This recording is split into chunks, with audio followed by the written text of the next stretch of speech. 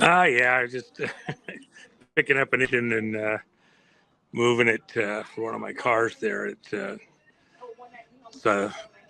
LS motor, about 700 horsepower supercharged. So it's fun motor and trannies. So anyway, but they don't do anything unless you put them in something. That's it. It's just like those spacecraft. Yeah, that's true. Yeah, you got to make it go somewhere. Okay. Uh, yeah, point it somewhere. Don't point it the wrong place. That's for sure. So. Hey, Very I good. wanted to mention everybody's kind of getting amped up, and the president put something out yesterday about the Virginia election. And Yeah. I just want to let folks know, we have this conference coming up mid-June, 15th to the 17th there in Las Vegas. I've got a half a dozen, we may get a couple more before it's over with, of the top data people, the election specialists on the planet that are going to be presenting there, and just so people understand how connected they are. Uh, uh, Several of them have been providing data by request, have been providing data on the Virginia election situation to the White House and White House counsel and like that. So there's and guaranteed, we know exactly how the fraud occurred in the Virginia election. I'll be very direct about it. It was fraudulent.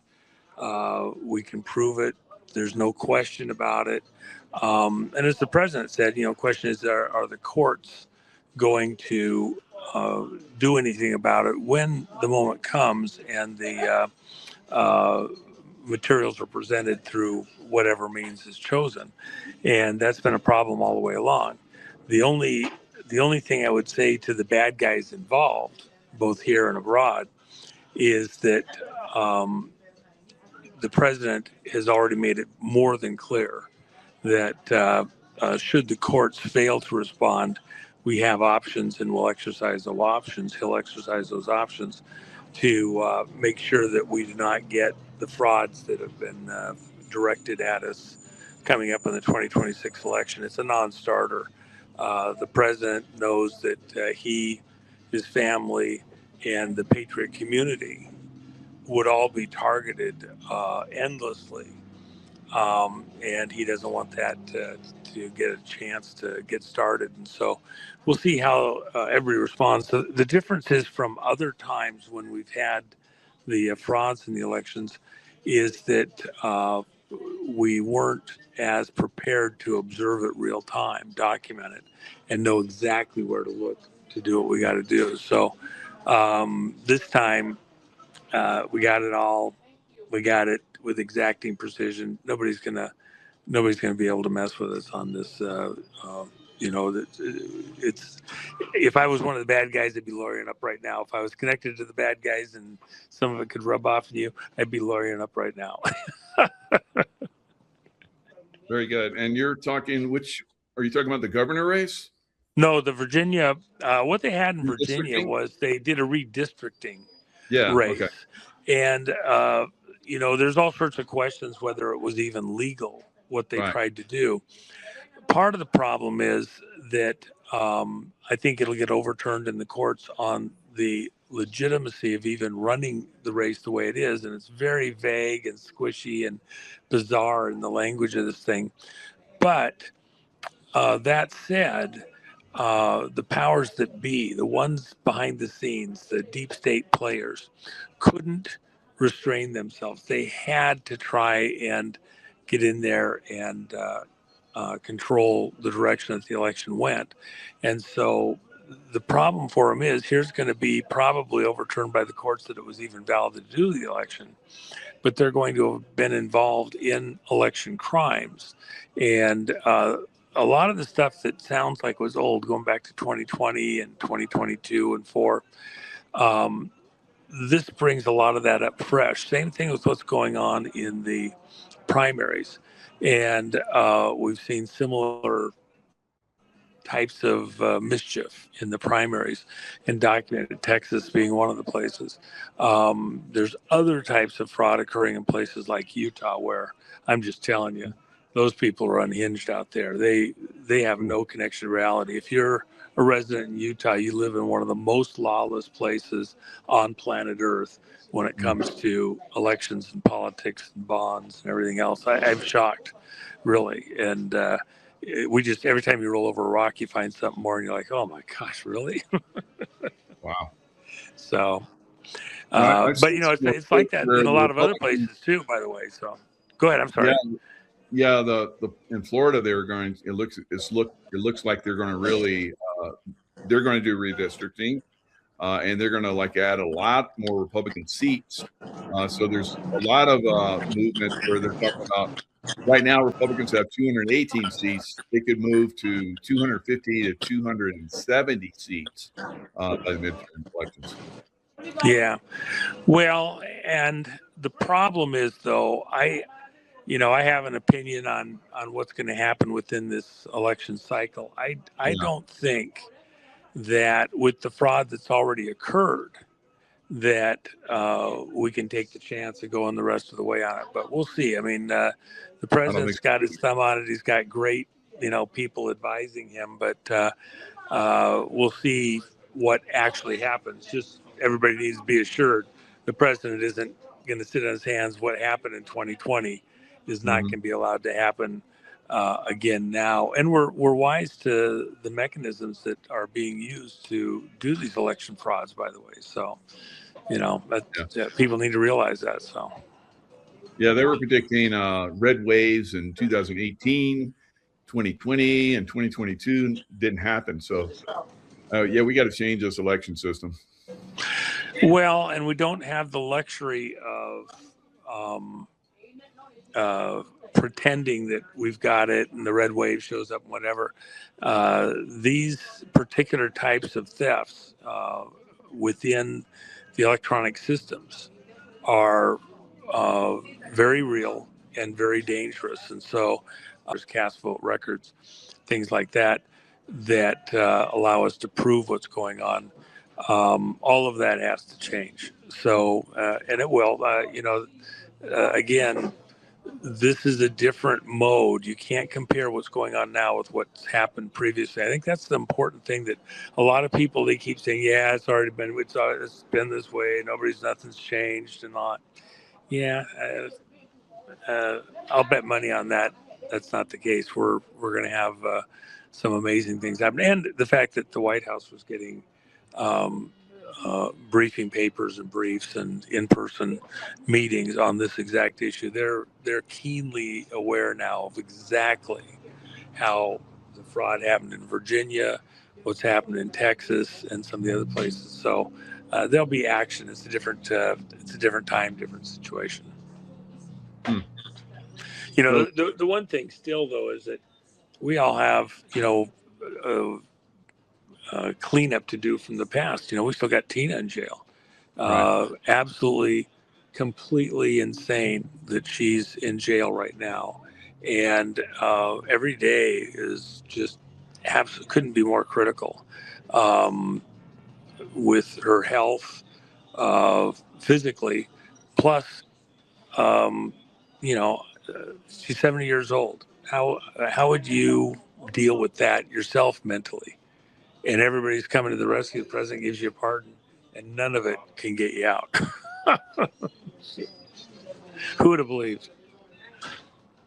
Well, there's got to be something that's coming up. So we'll keep our fingers crossed. Keep praying. Yeah, we got. There is actually. I'm aware, and I don't want to, give false hope or let the cat out of the bag. But there is some stuff that I'm aware of that's happened this week that I believe will ultimately, fairly shortly, have a positive outcome.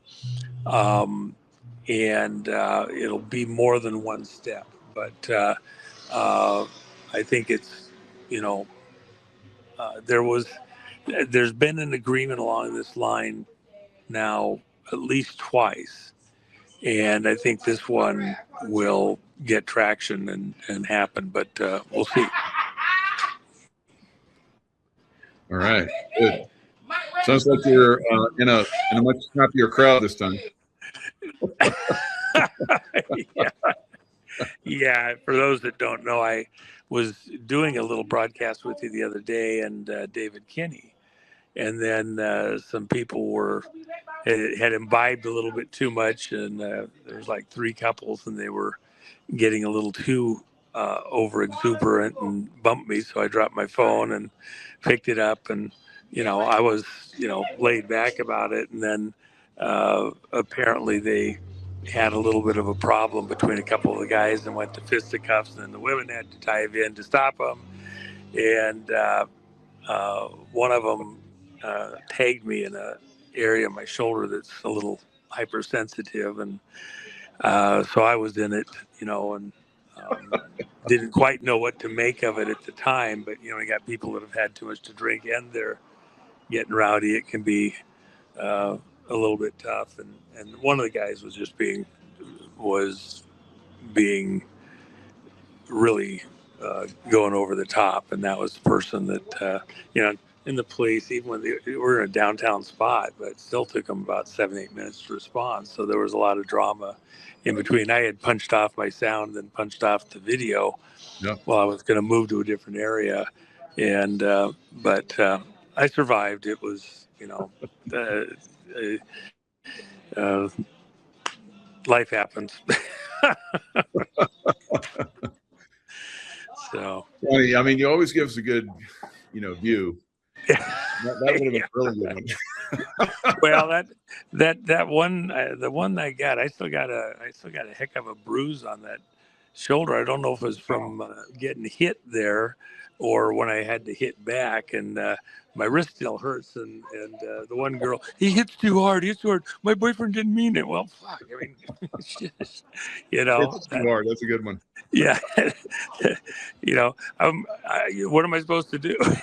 They weren't playing. I mean, they might have thought they were playing, but I didn't think so. So anyway, but I'm okay. I made it. They're all okay. I think they took 3 of them to jail. So that's Wow. all that happens. But it's the nature of the beast. Life in the big city.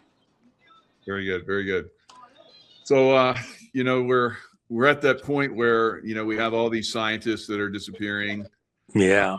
And, Dave Wilcock, whatever's going on with that. Yeah. We kind of talked a little bit about that. You said, well, let me just dive right in there real quick before we get to it, because I don't want to entangle David's situation into the other scientists. The reality is, David was a friend since shortly after he got out of high school, even.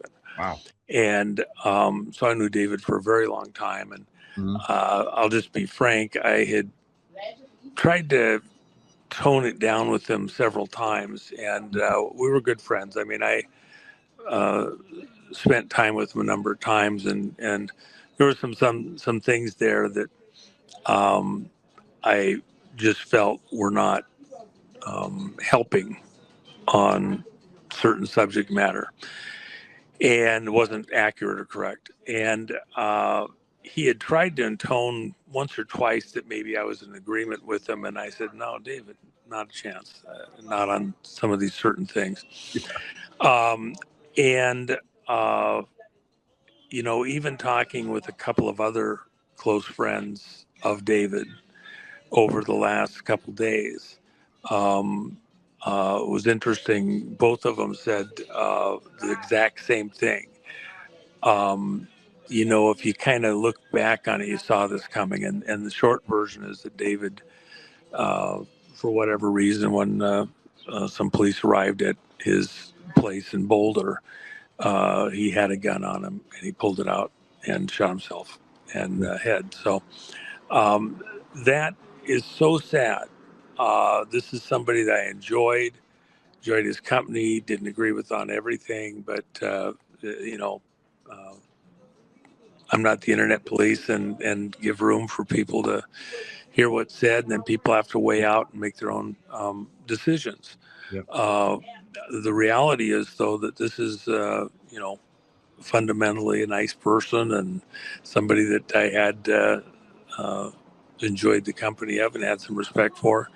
I can have friends that I don't agree with and still be friends and have a conversation. Um, that said, uh, I see some of the internet chatter trying to tie him because he talked about things going to um, space and aliens and what's coming with disclosure and all sorts of things. And the reality is that uh, there was nothing there that David had that Right. was the reason for taking him out, and he did it by his own hand. It's Hmm. very sad, um, but if you convolute it into these other situations, I think you dilute what these other situations truly are. Yeah. And uh, there is very real, bizarre drama. I was aware of this problem as people were asking questions. I think about 2 years ago with something that happened with a couple other people, and we were trying to look and see if it had been going on for a period of time prior to that. Hmm. And then the thing that probably raised it to the top of the charts was the disappearance of this general who had access and a lot of this stuff. And by the way, was far enough up the ranks within the UFO phenomena. If you remember, Hillary Clinton in the WikiLeaks stuff, all the way back in 2016 when that was released, when we looked at the WikiLeaks data, commented in a post to John Podesta in an email, maybe it's time to play the alien card. Hmm. And so, uh, you know, this particular general had access and was working on stuff related to what are referred to as alien technologies. And then Podesta was literally at classified facilities, um, uh, reviewing this stuff with this general. So it was a very big deal. And uh, so you wonder, the alien card, this general, some of the other connections, other people involved out there. It was a very bizarre thing. And um, going down the road, it blew my plastic off a little bit. But how are we going to deal with this now? Do we actually know who's behind this and what's going on? I don't think there's a lot of questions that don't have good answers thus far. And it's very disconcerting. Imagine even with the general, he left his cell phone behind, his credit cards, ID, other stuff. He put on some hiking shoes, took off his street shoes, and there's a mountainous area nearby. So, what was going on? Didn't tell his wife he was going to do anything like that. Yeah. Kind of bizarre stuff. So, it That like certainly all warrants. staged, so you can't take any of that. Don't know if that's real or what. So Right, and from your or my background, Mhm. that uh, the art of deception, the illusion, the things that are done to, take you down a different rabbit trail. And if you Mhm. got guys that are really good, they've thought this out. They know all the key clues to leave behind, if you will, and do so. And so now you're like, well, is it this way or is it that way? What's the real answer? Mhm. And you got to sift through that stuff and figure it out. And the systems that they were working on are just very advanced. Some involve the other physics. And so the question is, was somebody trying to disable our ability to proceed and develop Right. new technologies? Or were they trying to learn? We got somebody that's missing. Uh, is that person, you know, being trying to make them give away certain information or secrets or something like that, which could include not the technology but other people that may be able to help with this other technology. So it's a pretty bizarre situation. I think it's very, very real. And it goes to a whole nother level of the nation state conflict, war by another means, taking out some of these scientists. Yeah. And so the advanced technologies, connecting and, re-engineering the advanced technology we've gotten from the spacecraft that have crashed here on Earth, and back engineering, all that stuff. And then the scientists are basically taking that to the next level. It seems like a lot of those people, and not just 11 or 13 as it is now, scientists, but going back 80 years all the way, you mentioned the Nazis, all the way back to the Nazis, so this control of information. Well, that's an amazing engine you have there, by the way. Oh yeah, the guys that actually know what they're looking at. It's pretty cool. It's got a supercharger up here, and it's brand new from GM. And they were sitting at the shop, and they weren't getting it done. So I have somebody else going to go ahead and finish it up. But it's going in a fun project. But the place where I think you have to kind of understand how long this has been going on. Yeah. I'm trying to think of the name of the book. One of the OSI guys, Air Force Office of Special Investigations guys, did a book, The Wheel, and I can't think what the first part of it is in the name, but looking at the developments that were going on all the way back to 1815. And what we had in 1815 is in Germany and Europe in a more generic sense, but in Germany precisely, there was a club, an organization, secret handshake group, if you will, of industrialists and people with new ideas, scientists and like that. And they decided that they needed to be able to work in secret, and they couldn't do that in Europe itself. There was too many people, too many governments knew what was going on. So they sent a breakaway group to Argentina, and they worked in Argentina, bought a large ranch, and people don't understand this really right now. Argentina in that period was the second fastest growing economy in the world. It was U.S. was the biggest, and Argentina was the second biggest, and very similar to much of the states with the mountains, the ocean, different climates. It's just like California to Alaska across the length north to south, and beautiful. I mean, you got wine country to the north, and then at the very tip down at the bottom, Bariloche, which is where many of the Nazis went. In fact, one of my contacts who was deeply involved in NASA through the 50s and 60s and into the 70s. In the 80s, he'd already retired. Early 80s. But then he told me, and he liked to do art and stuff like that. So he said, no, I'm moving to Bariloche. And he gave me a bunch of stuff that he had. He's like, nope, I don't want anything with me. I'm not taking anything with me. I'm just getting on the airplane going. He met a girl, supposedly, and he packs up and goes down to Bariloche. And I get pictures from him all the time and the German villages and all the fun stuff.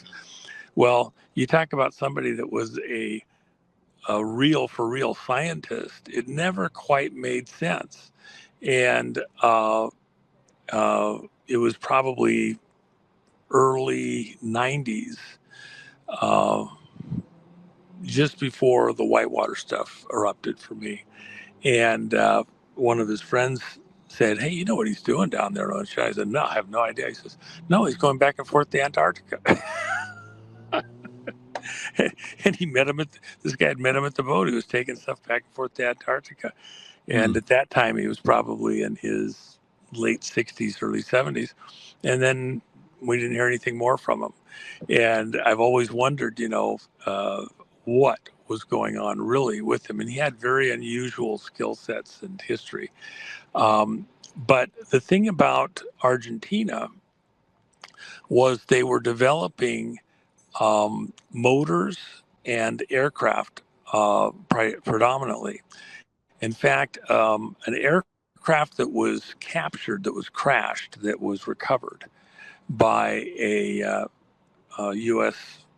team was brought back to the U.S., smuggled back, and reconstructed, and then was demonstrated, according to a number of reports, as a lighter than air aircraft for President Lincoln while he was alive, and his cabinet came out and observed it. And they were unable to think of how they could use this. It was interesting, but they couldn't quite figure out how to use this or apply it. Now, across the southern part of the U.S. in the later into the 1800s, there's numerous reports of air vehicles which we would understand today to be Zeppelin type vehicles. Were reported and floating across the skies, moving across the skies, across the southern United States, Texas, other places. And those also were apparently being tracked and had origins in Argentina. And of course, when Germany showed up and there was this race between the Western powers to develop these blimps, it was amazing how far ahead of everybody else Germany was early on. Well, it was because they were getting a lot of their technology, including the engine technology specifically, from their breakaway operation that was out of sight, out of mind.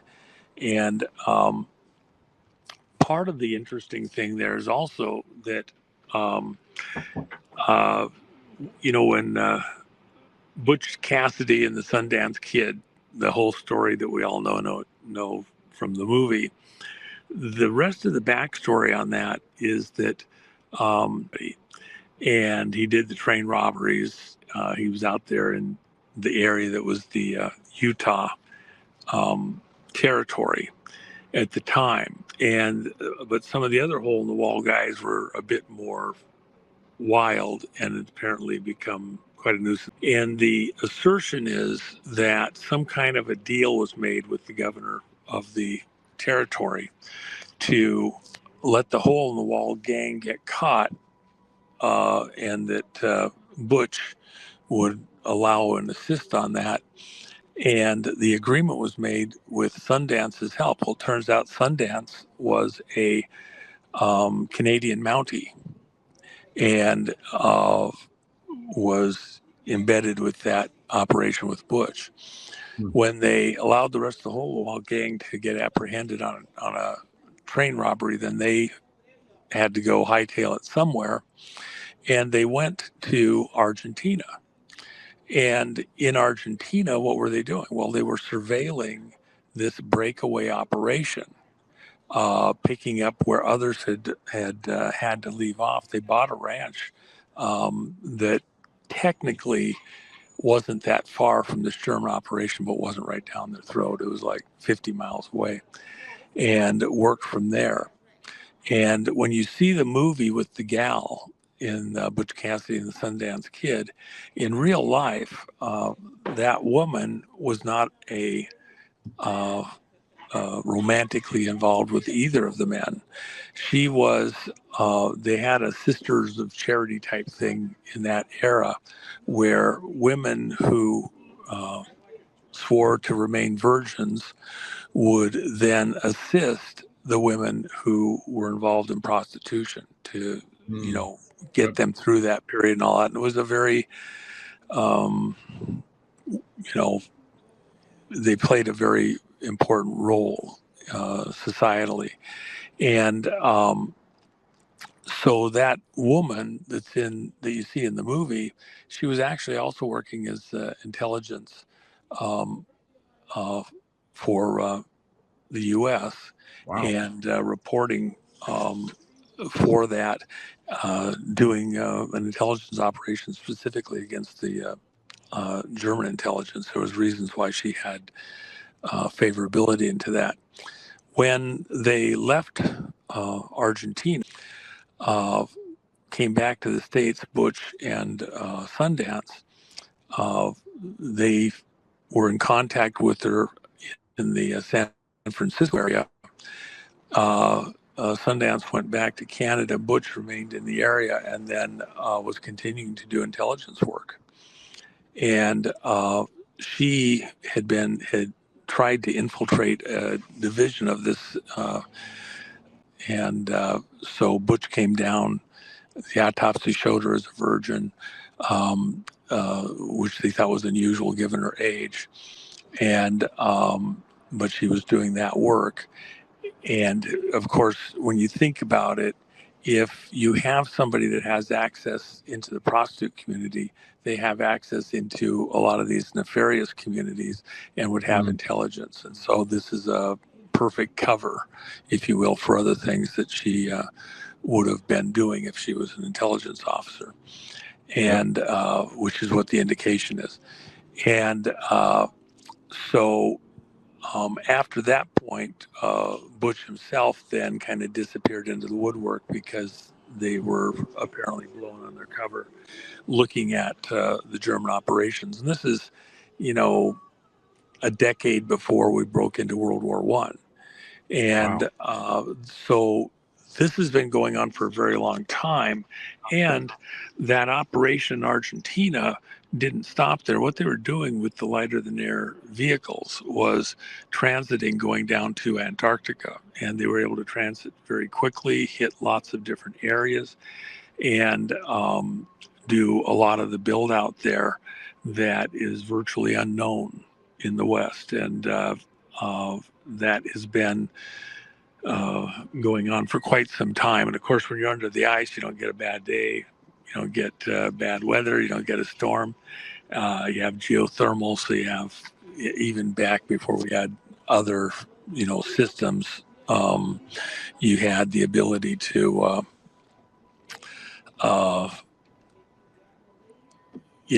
generate power, lights, everything else. And if you're in, the underground hot springs areas, the lakes, you're 62 to 68 degrees every day.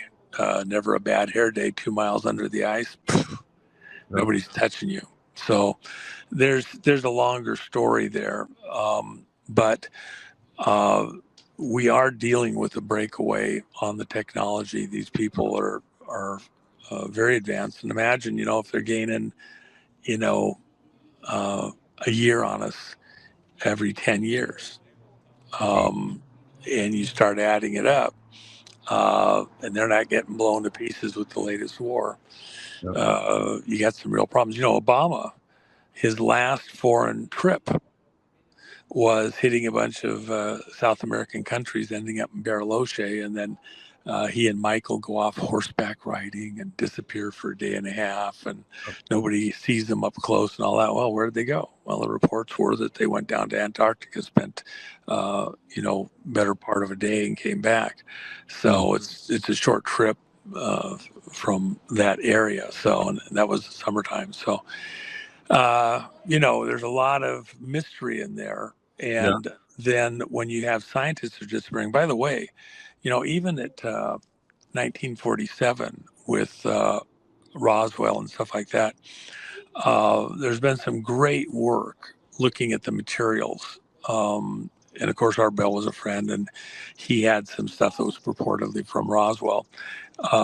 It was not stuff that was commonly built, but it was within the technology that we're able to do now, and even within the last several years. So some of the combinations looked,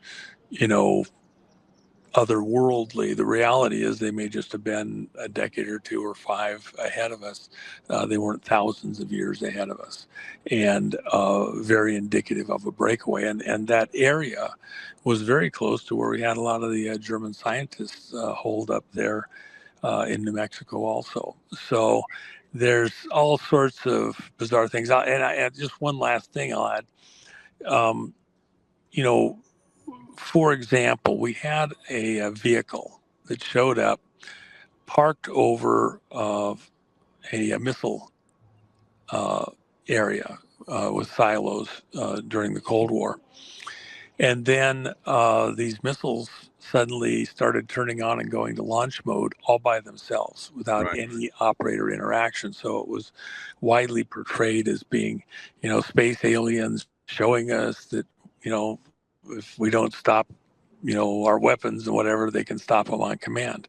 The reality is, think of what we have today with back doors and programs and Mm. the technology to remote control things.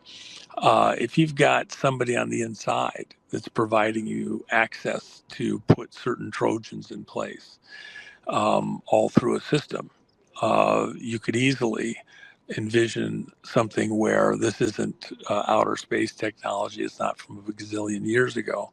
It's just that you have somebody that's very advanced working over your shoulder and able to undermine your systems and test whether they had that capability or not.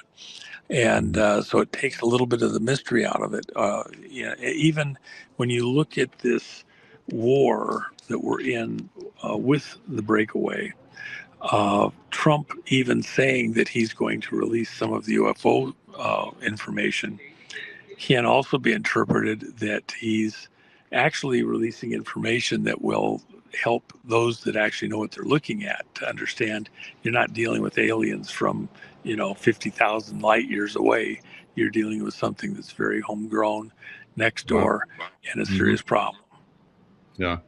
I mean, And even in exposed World War potentially. II, we had that's amazing what Butch Cassidy's son is. Good guy, your knowledge is so amazing. V1, V2 rockets. V1 was a cruise missile, first cruise missile. V2 was a Hmm. missile, and then they had the first jets, and Tuskegee Airmen shot 3 of them down because when they banked and turned, they slowed down. The Tuskegee Airmen with their P-51s were able to shoot them out of the air, but yeah, they've had incredibly advanced technology, and they just move somewhere else when we feed them into Germany. Well, and think about this. Uh, the metals, the metallurgy, is so key, but they had developed all sorts of metals that were way advanced beyond other countries around the world, or even where we knew how to do stuff, they were able to come up with better production methods. So, for example, when it came to nuclear isotope separation, um, this stuff needed to make the bomb. Yeah. They had perfected laser isotope separation in 42. Yeah. And it took a lot of power to do it, but you didn't have to use like the uh, um, centrifuges like Iran was using and stuff like that.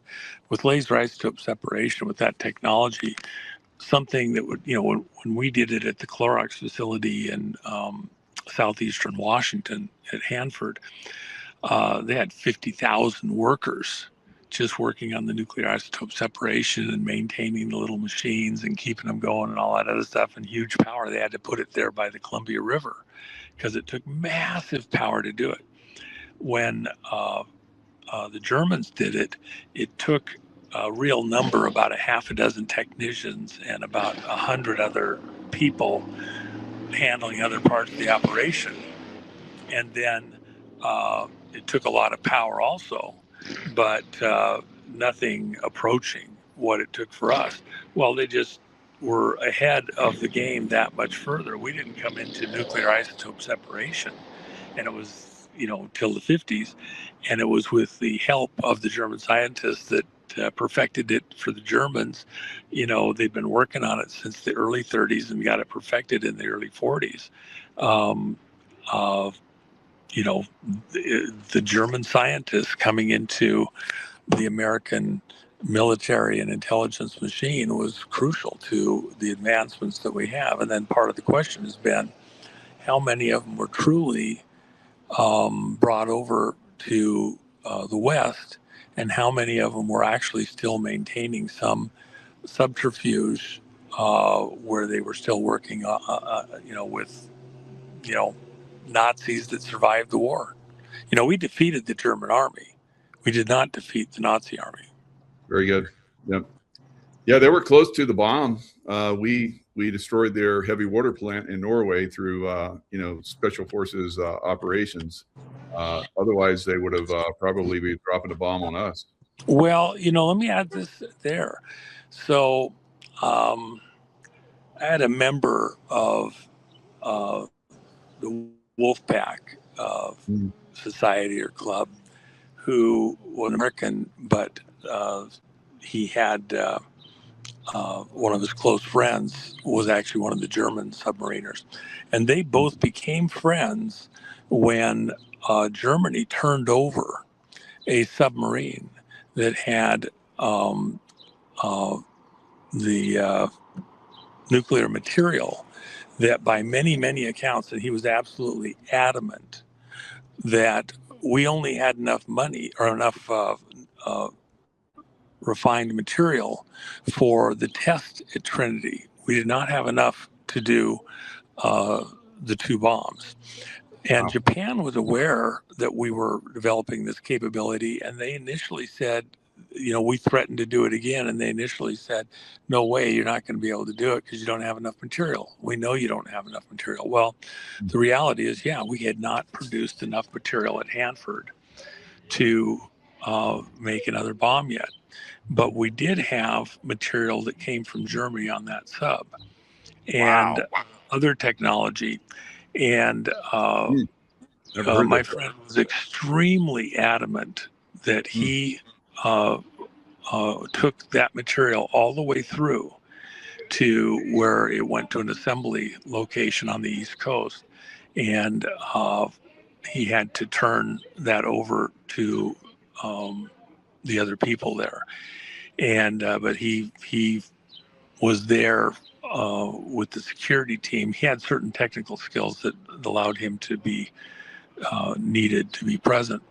And that has been told a number of times by other people also. I think it's absolutely accurate that we did not have the material. The material we had came from Germany. And that along with other technology and those scientists that made the deal, they traded that for passage to the West. They did not want to end up in Russian hands. That was the point. Incredible. Wow. Yeah. Wow.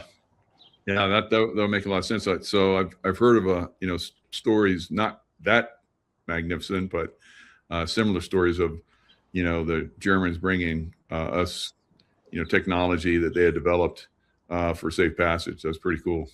Yeah. So anyway, I think that this scientist thing is a different thing than maybe what some of the people are portraying. Great and insight. We need to go slow on this and understand that, this is nation state stuff. And even President Trump's, threat to do some type of disclosure may not be as precisely at space alien stuff as it is closer to home. And by the way, for example, we've had lots of fantastic people. Yes. Catherine Austin Fitts being one, who have been able to go through the budgets and find the money missing going to earmarked for space programs and the hidden space program. But I've contended for a very, very, very long time that's a misnomer. It's not outer space, it's inner space. And it's these vaulted facilities that even within the breakaway, you have people that believe they're on the right side of history, feathering their nest to be able to survive what's coming. And so of sharing technology, working with some of these groups. So the wars that we see, Mideast and elsewise, may not be precisely what most people believe. In fact, let me just say this. So Albert Pike, uh, in his book Morals and Dogma, said that they needed 3 world wars to take over the world, to create a one world government, which was this Masonic um, uh, goal for within the Freemason groups. And remember, Freemasonry has been heavily uh, part of American history and lore and like that all the way along. Washington, D.C. is a Freemason, um, the whole city is built around Freemason themes. All the architecture, the street angles, everything else. The government, the military, you can't get higher rank in the military, move up through the ranks easily unless you're a Mason. And that's been the case for generations. So the problem is uh, you have a group that at the highest levels believe that you have to make 3 world wars so that we can have a one world government. Okay. And they want to use our political system, our military, et cetera, for that. And they're embedded in other nations too, around the world. Look at uh, Iraq with Baghdad. Saddam built the center of Baghdad around Masonic themes also. Same statuary. It was like a ode to Washington, D.C. Very heavy Mason involvement. Here, we're fighting. We're at conflict. That's part of the reason he couldn't believe they were coming after him. The devil only wants you as long as he needs you. And then when he doesn't need you anymore, you're fodder for the next cannon. But the reason that I mention that is because within these very secretive locations within the military and intelligence and then the science, you have a very heavy presence of Masons. And, without going way deep into it, uh, uh, several of the people that hold the highest possible positions within certain areas of the science and technology, NASA, everything else, very high level Masons, and they keep their thumb on everything. The question is, are they passing that information between each other, including in other country locations where fellow Masons are at? Are we that infiltrated? And that has been a very strong contention by many people looking at this. And technology sifted out and sifted in because they want the best enemies money can buy. So they can maneuver us into this position where we end up in a 3rd World War. And that's what Trump is actually fighting. He is undermining these connected networks, both inside our government, the various agencies, and other governments. And it's one of those things that's certainly hotly contested by some people, but in reality, I'm very comfortable that he's on the white hat side doing exactly what you have to do to expose these connections and networks and secret handshakes and everything else to move us away from this planned for and intended 3rd World War, which in my opinion is actually the 4th World War, because we won the 3rd World War, we defeated the Soviet Union, and they don't exist anymore. So this would be the 4th, but they don't count ours. Very good. So that Southern, what was it, Southern Poverty Law Group? Yeah. Exposed. They just exposed that basically they were just instigating, this Nazis and all that stuff so that they could, get more money and, do their lawfare and all that kind of stuff. It's crazy stuff that's being exposed. Well, I was exposed to a lot of that back in the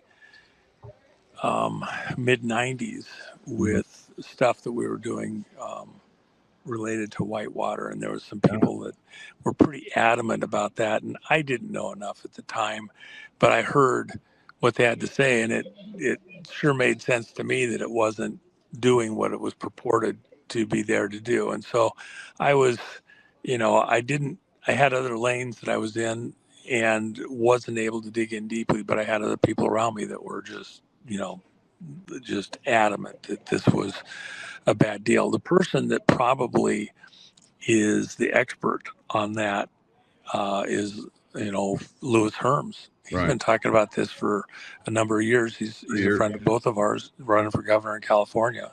Yep. So he's the guy that rather than talk out of school. I mean, I know the basics probably a little more than the average within the public, but the guy that really could talk with excruciating detail and precision with his experiences would be Lewis, and he'd give you an earful. Yeah. That's a good point. Great. Yeah. So, You probably love to talk yeah, and about of that. course he'll be there at our thing here in mid-June too. So that's going to be Good. epic. Very good. All right, Juan. So, Thanks. and by the way, if anybody Mhm. hasn't signed up, I mean, get in there. We have rooms that we secured at the Sahara Kitty Corner Oh, to it, good. and I got was a going to suggest great that. price. They gave us rooms for $89 a night, and then cut this silly Las Vegas whatever it is tax that they have there by half. So we've got super buy on those rooms, and they're nice rooms. And then, for the people attending, just so you know, we're going to feed you well. There's not Mhm. good restaurant. There's good restaurants, but there's not enough, and Right. it takes time to go to them like that. And the Ahern actually gets awards and is well recognized as having the best uh, catering, as good as anybody there in Vegas, Yeah, they got and great. it's high quality. Yeah, you Yep. saw what they got. Yeah, you ate it over last month. Okay. Yep. So people, we're doing dinner the first night, uh, meals all day, three meals, and you'll have everything else out there through the day on the main day, and then on the third day, breakfast and lunch, and we added dinner for those that are going to stay, because that evening on the Wednesday night, no different than the charge or like that. Uh, that Wednesday night is when all of our experts are going to provide, the detailed analysis of the vote fraud within the electronics and the cast vote records and all the other stuff. That it's probably not for everybody, and that's why we saved it for last. But if you want to know with precision, you want to ask the guys, well, what about this, or how does that work in frauding the vote? That team that's going to be presenting there, several of them are presenting at the White House with briefings, papers, in-person contacts right now today related to Virginia and Texas. So this is as high class of a group as you can get, really. And so the people attending that conference are not getting the riffraff. It's not just a cheerleading session. Um, uh, Several of the people that will be presenting have already put in their notices of fraud claims with the IRS, Basent, and U.S. Treasury, Basent, um, and for this claims, they're going to pay up to 1/3 of any monies that are, uh, you know, identified within these fraud schemes, to the people that present the actionable stuff. So there's a form, there's details, and we got several of our speakers have already filed theirs. So that's how far along they are, and expect to get paid big money. So Nice. yeah, it's going to be worthwhile. It's going to be a great conference. Definitely. So I got the link in the description box, and you have the Jenna Mac. Yeah, the Jennifer Mack. You got to put the in there. Um, she has great stuff over at the store, and um, I signed a bunch of the Megador jackets and the 2020 It's Not Over Yet jackets, and so she has those. When I was there at the store, whatever, a few weeks ago, and then she's got a coin, especially coin over her site, and I've got a different one on my site over at All Patriots at gumroad.com, and really a very good price that I'll hold while silver's under 100, and don't think silver's not going anywhere. It's poised to make a very solid move. It's working in the inverse of what's going on with oil. So as you see oil up or down, the silver has been kind of going the opposite direction, and both are tangible and used for industrial purposes and to make things happen and work and all that. So as oil goes down, silver will go up because more industrial stuff happens, and that's kind of the thinking. And I expect the working stuff going on right now related to reindustrialization of America and the factories going up. Remember silver coming in to support the growing business sector in the U.S.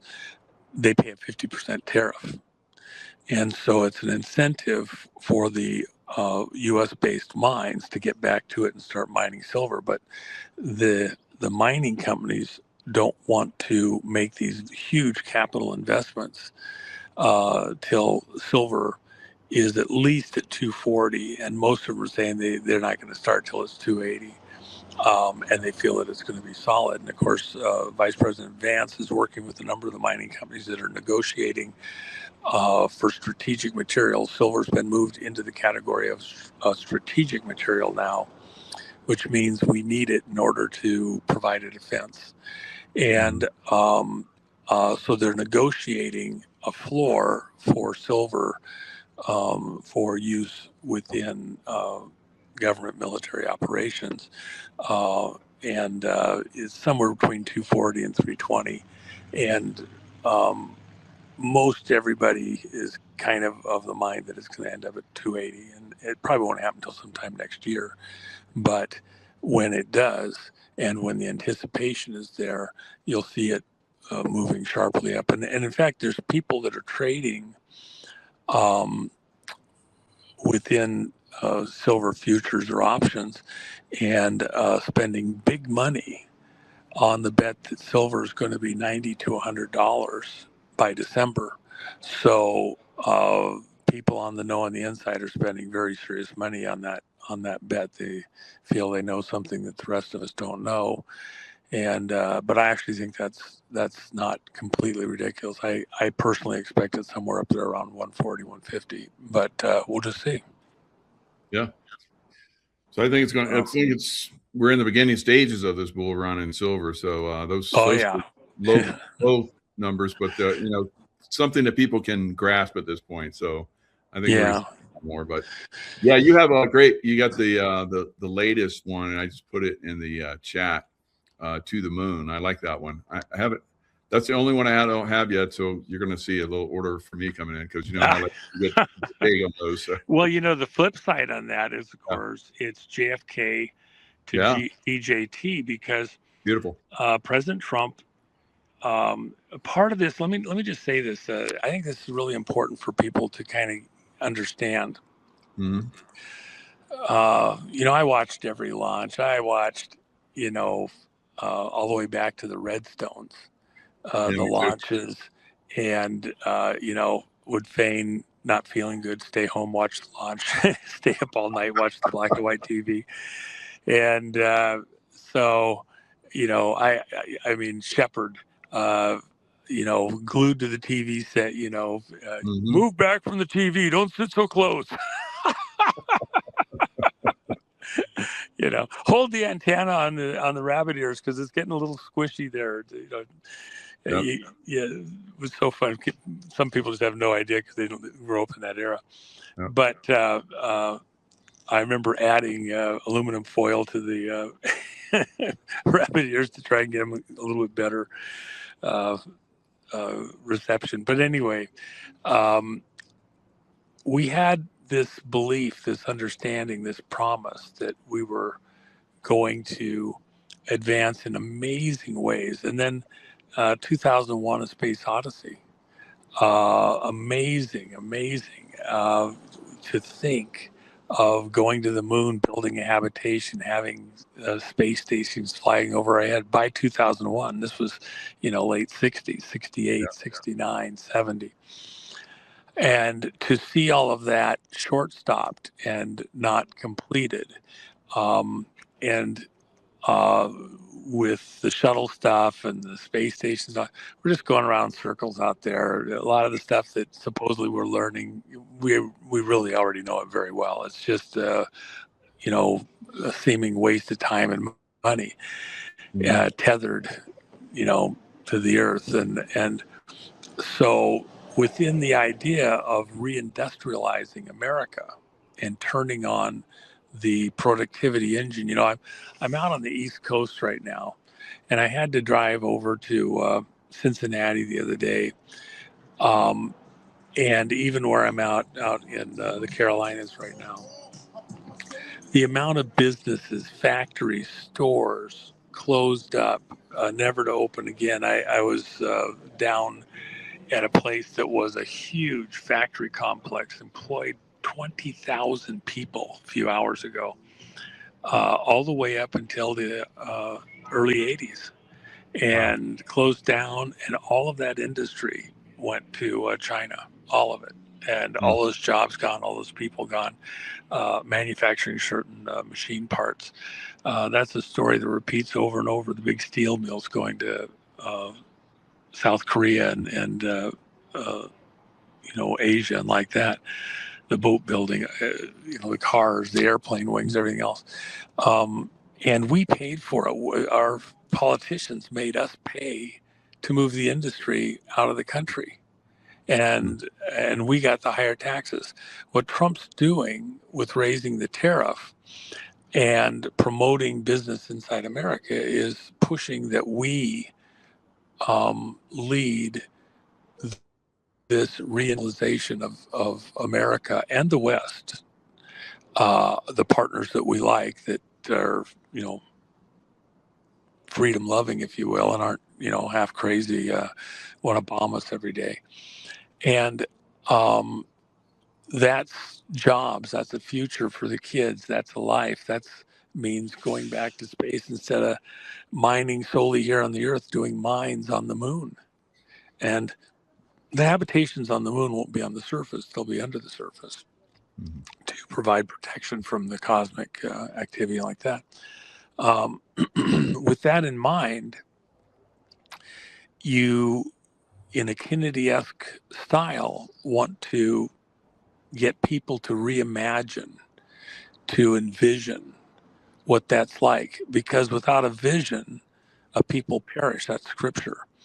And so you have to give them a vision in their heart. And part of the thing that really bothers me for like the young people we have, within the Patriot movement, oh my gosh, I got the bunker fully stored. I got more gas. I'm getting more gas. I'm, digging down a layer deeper. How does that come across to young people? It makes them fatalistic, literally it can drive them to, drinking, drugs, whatever. Yeah. And it doesn't, I'm going to do all this investment in education in the future and working hard, and I'm not going to get a house. I'm going to get a 300 square foot apartment or something in grandma's basement.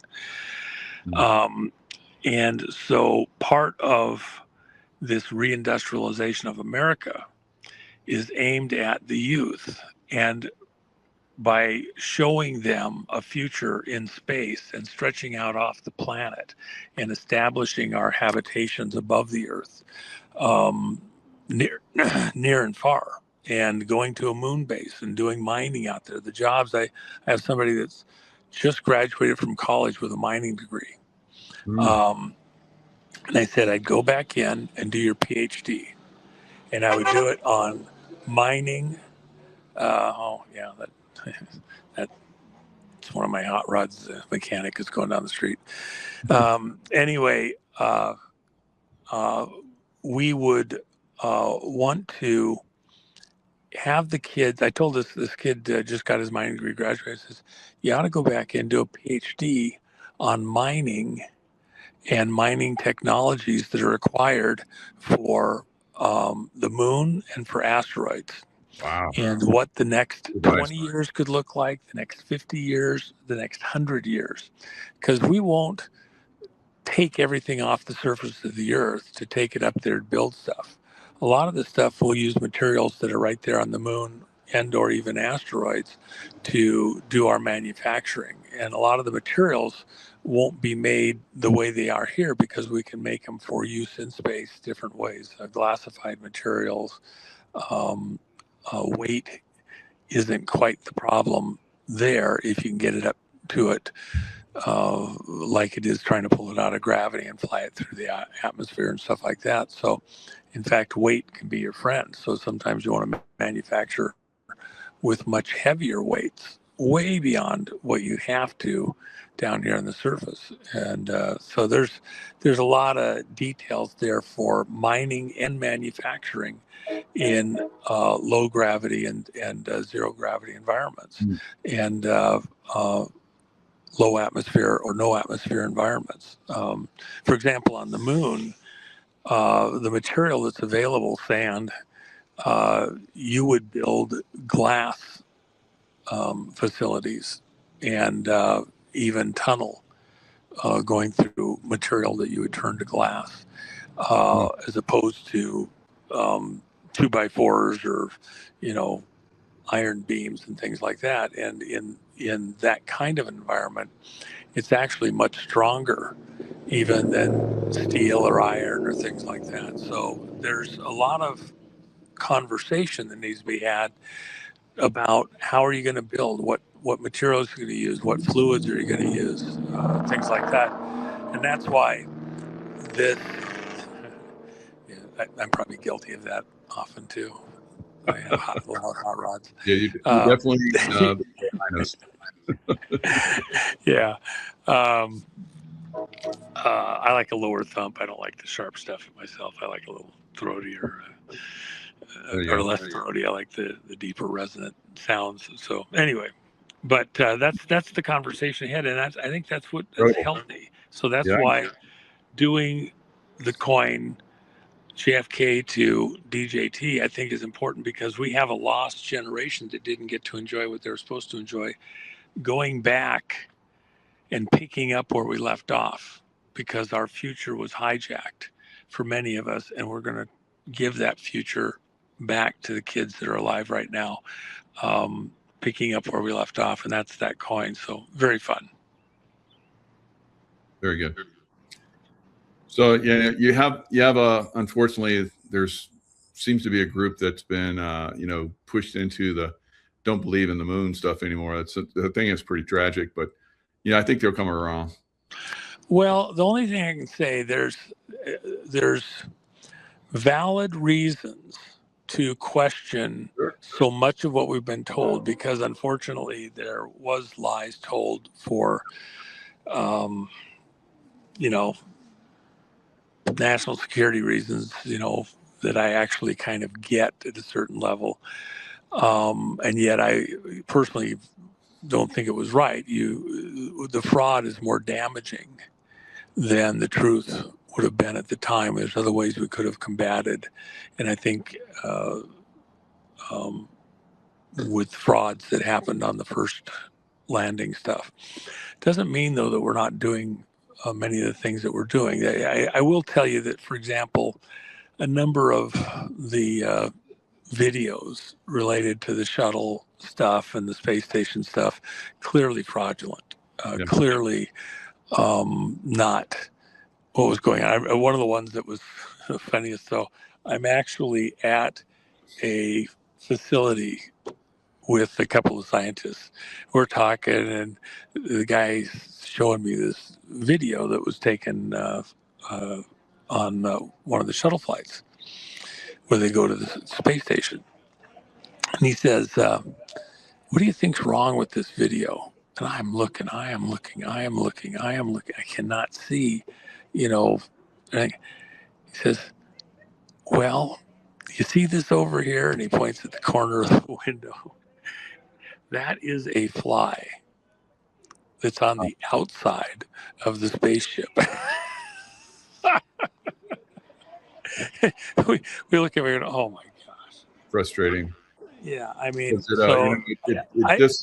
it discounts all the other stuff that is real. So yeah, and so in other words, I guess what I'm saying is that it's not without some basis. Yeah. That there is huge skepticism of some of the stuff going on. You know, NASA never a straight answer, but we are doing stuff on going to the moon, and the president's not participating in a fraud. We're working through this. There is stuff that, you know, I think trust but verify, and I'm glad we have people that are going to hold everybody's feet to the fire. Yeah. But the idea here is to stretch out, go where we're supposed to go. God's promise to Abraham was that he would have children as numerous as the sand on the seashore. Well, shoot, we've probably had a dump truck load of kids here so far, so there's a lot of sand on the seashores. We're nowhere near that. And then as numerous as the stars in the sky, you know, an earthly seed and a heavenly seed. And, you know, the amount of stars out there and solar systems and planets and everything else, there's more stars out there in all the galaxies than all the sand and all the seashores on the entire planet easily, many, many, many times over. In other words, there's a future for humanity, the children of Adam that God intends. And it will never be fully realized here on this orb. We will stretch out and do amazing things. And, you know, what will it look like 1,000 generations from now? Pretty wild. A million generations. We'll stretch out. It's going to be amazing. So this is the first step. And President Trump is trying to help the kids of this generation to begin to envision that, figure it out, and go do it. Yep. That's great. I love it. It's happening. Moving in the right direction. Yep. Thanks so much, Juan. Great information as always. We're always going to appreciate it when you come on. So thanks for taking the time. Well, and let me just add this, Michael. You know, there's huge revelations that are in the offing right now. I don't think they're very far out. 2020, it's not over yet. There's some stuff coming out, even with what happened over in Virginia and Texas and like that. But the reason I mentioned that, certain aspects of that affect Tina's situation. Prayer. Everybody, there's no room for frustration, upset, whatever. Prayer changes things. I heard somebody and one of the things they said that they saw prayers going up, and they were actually like building blocks. They were very substantial. They weren't vaporous. They weren't airy. They were building things out. So, you know, I don't know. There's more to it than I think sometimes people give credit to it for. God spoke the whole world into existence, and there's some kind of a principle there that when we give him permission, ask of, you know, he does things because we do engage. And the situation with Tina, I would want everybody to be able to take credit for praying her out of this situation and having some tangible part of that, if not understood or seen in this world, in the next world. And let's pray Tina out of this situation. She needs our help desperately. She's a American hero because she went in to protect the vote data that we now know was 1,000% true. They stole the vote 2020. She was protecting that information and data. She's the only person that went in and saved that data, which we can use in court, both inside the justice system and inside the military, as we go to military courts also. So she saved something that nobody else seemed to have the guts, will, understanding to dive in and do.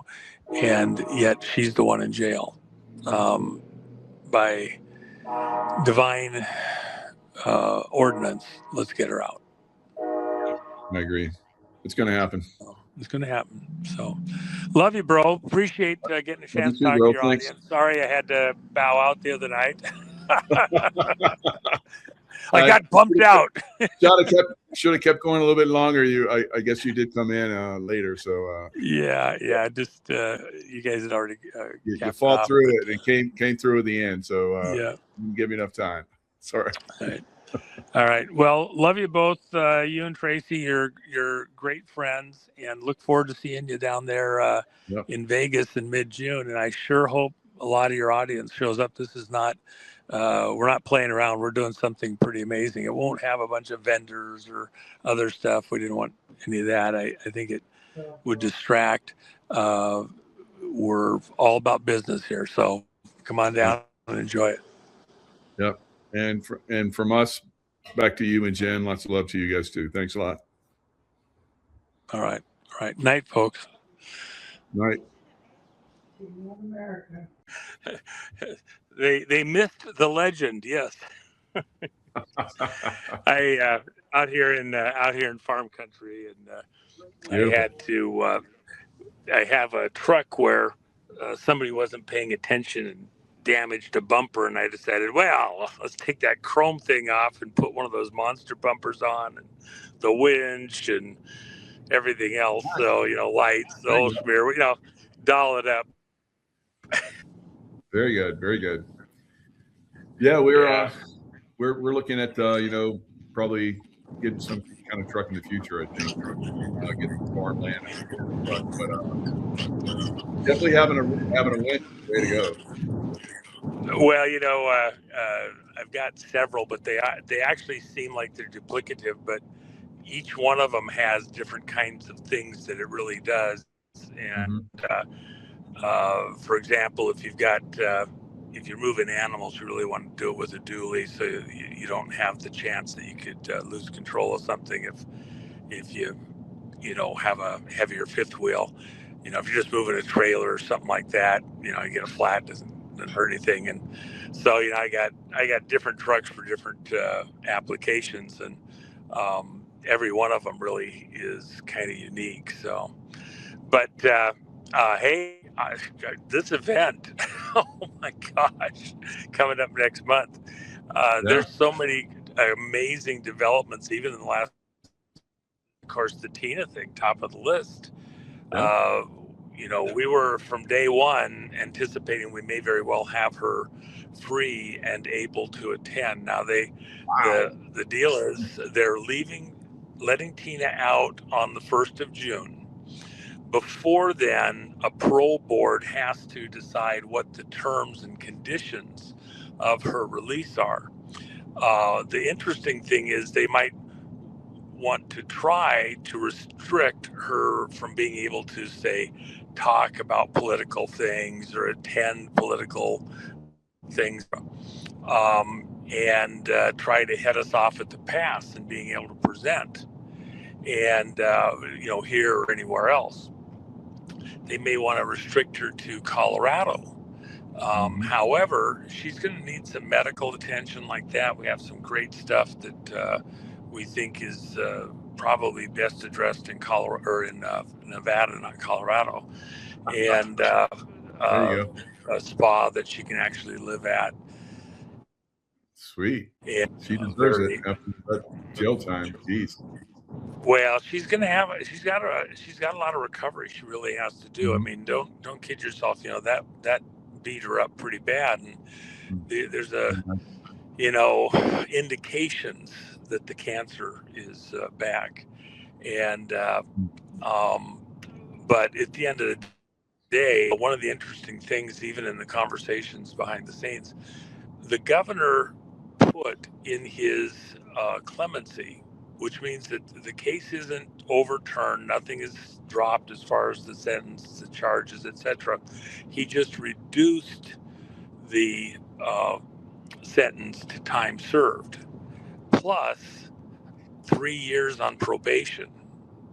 And while she's on probation, then they can yank her chain anytime they feel like it for all sorts of supposed things and threaten to throw her back in the slammer and things like that. Uh, so that probation is nothing to sneeze at. But her free speech is supposed to be protected, and the governor specifically mentioned that. So with that in mind, if she can't talk, if they want to try to restrict her conversations while she's out on parole, then that would be part of the whole thing that the judge did, and which Pola specifically identified as something where her civil rights had been violated. So not allowing her to come out and be present at something like this or speak, if they do try to restrict it, we may just have her present and smiling and we'll do the speaking. So there's a lot that's got to kind of be processed, but we have high hopes that we're going to be able to have her present at this thing. And so to be able to kind of throw some love her direction and understanding, I think is a huge thing. And to be first up to get that opportunity, I think is a very big deal. So I'm actually, that was one of the things when we picked a date and we're doing stuff. I said, I think we're going to be able to get Tina here. I'm hopeful, and here we are. So, of all the events, all the things, Good to be able to intuition, have Lonnie. Tina Good here, job. and yeah. Well, and then within, we are actually, let me just say this. We are apolitical within the coalition, within the unauthorized. We're not actually Democrat or Republican. A lot of the work that I've done to help around the country, for example, the stuff up in Utah, the crimes that are being done in Utah are being done predominantly by Republicans. Exactly. Okay. And we're hard after that. Going for election integrity and honest, fair elections. That's not Democrat or Republican. That's, American citizen, and out across the world for other countries also. So to try to put that as just a Republican thing is actually totally inaccurate. Yeah. And so if anybody wanted to portray this as being partisan somehow, especially as going, say, to Tina or something like that, it's just a falsehood, not true. And so we'll be hard at. We'll be watching very closely what the parole board does there in Colorado. And as Peter Tickton, Tina's lead counsel, the person that Trennis Evans and I were able to get to come on to her legal team,